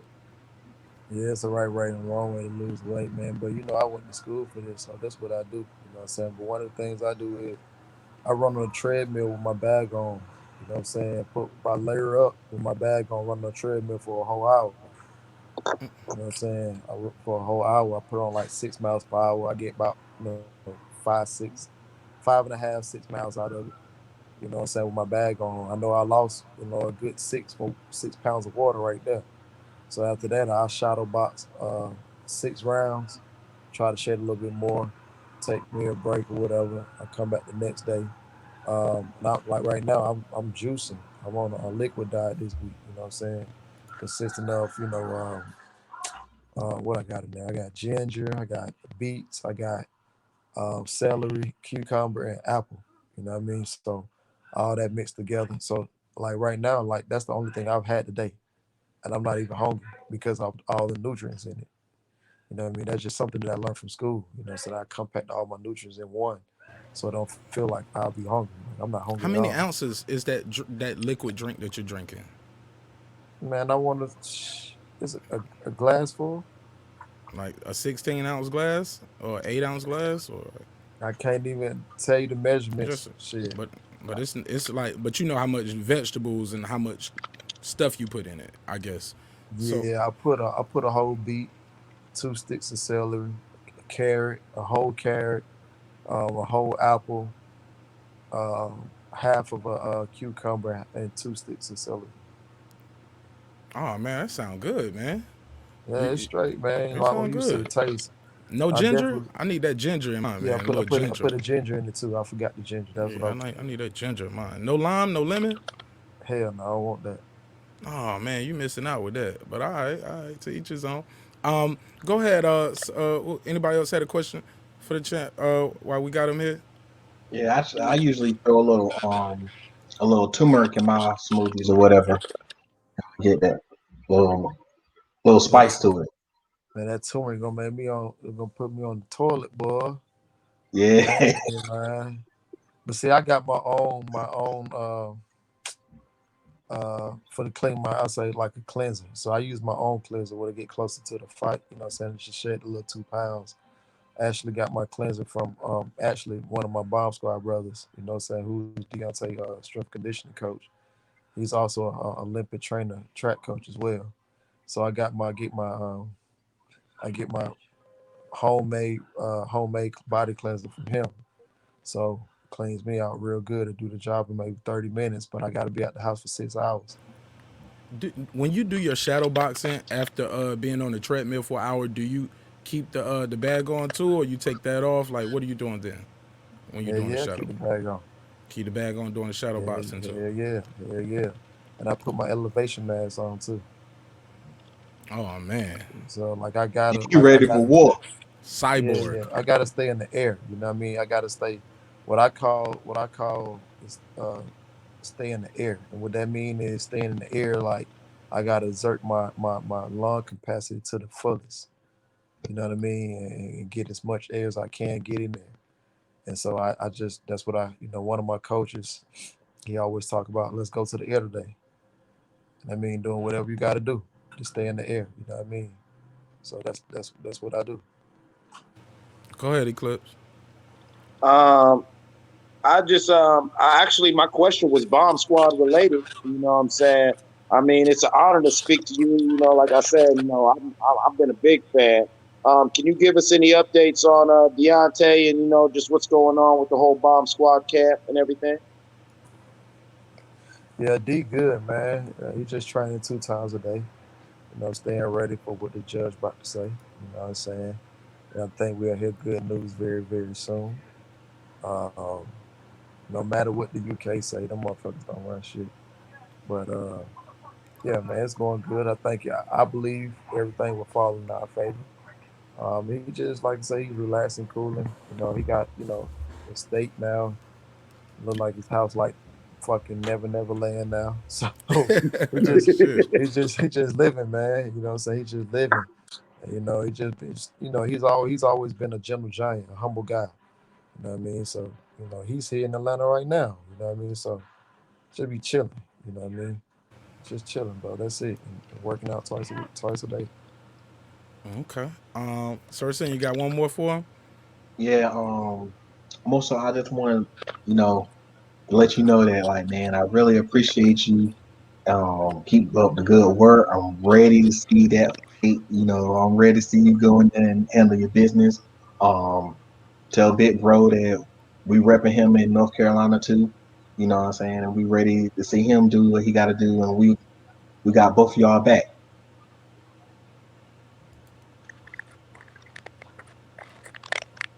Right. What part of North Carolina you in? Yeah, I'm in Raleigh. Okay. Okay. Yeah, I know exactly where that's at. Yeah, for sure. Yeah, my wife, she from Fayetteville, so I know where that's at. Yeah, man. I know Hey, you said fair South enough. Raleigh, No South Carolina, deal. right? Blam blam. No, you said Me? no. Raleigh is that's right there in the heart. That's That's the capital. Is right. That's right there with the airport at RDU. That's the triangle. Raleigh, Durham, Fayetteville area. That's all the okay. triangle. Okay. Yep. Okay. Yeah, man. So yeah, man. But I definitely appreciate it, man. Yeah, D got his head up, man. And I got 4 more years, and I'm getting the 4 best years I got left. You know what I'm saying? And so I'm ready to rock and roll, man. Man. Ready to Just know, rock and champ, roll. That's why I'm dropping down like Ohio that. love you too, champ. And we can't wait to see you back in that ring, man. For real, for real, for real, man. Like, yo, Oh your yeah, whole career, man. I've really watched you. That's no cap. I'm not just blowing smoke up your ass. And yo, I like what you do. You's an entertaining motherfucker in that ring. I'm just trying to let you know. You know what I'm saying? for sure, man. You be putting them together. You put them together like Legos sometimes. Yeah, You know what I'm man, I saying? be trying to, man, and I'm what you call a late bloomer too. So, man, it just, some people born for it, some people not. But I just thank God every day. You know what I mean? Absolutely. And with that, man, we're gonna close this one out, man. We really appreciate you guys for tuning in. Thanks for coming to the show. We stayed a little over tonight because we had a very special guest here, and I would be remiss if I didn't thank him for the time and the opportunity to talk to him. We're gonna run the outro taste. Can I get a drop from you? Can I get that? Let's do it. It's your boy Tay Jones and you rock with Mark. Hold on, let me clear this out. Hold on, let me get the live drop. Take the ticker off. There we go. Let's get that drop. You ready? It's your boy Tay Jones representing from the Bomb Squad, baby. You know what time it is. Marq Nash, let's get it. Yes, sir. Yes, sir. Yes, Yeah. sir. Yes, sir. We're making history, man. I'm gonna chop this up and chop this brick up, and we're gonna put this out in some pieces so you guys can see it without having to watch the whole 2 hour stream. But thank you again for tuning in. It's your boy Marq Nash, Breakin Beats. And remember, dreams require sleep, goals require effort. Go out there and get your goals. I see you guys Yes, on sir. Wednesday. Peace. All right, bro. This It's that squad sound. This is madness.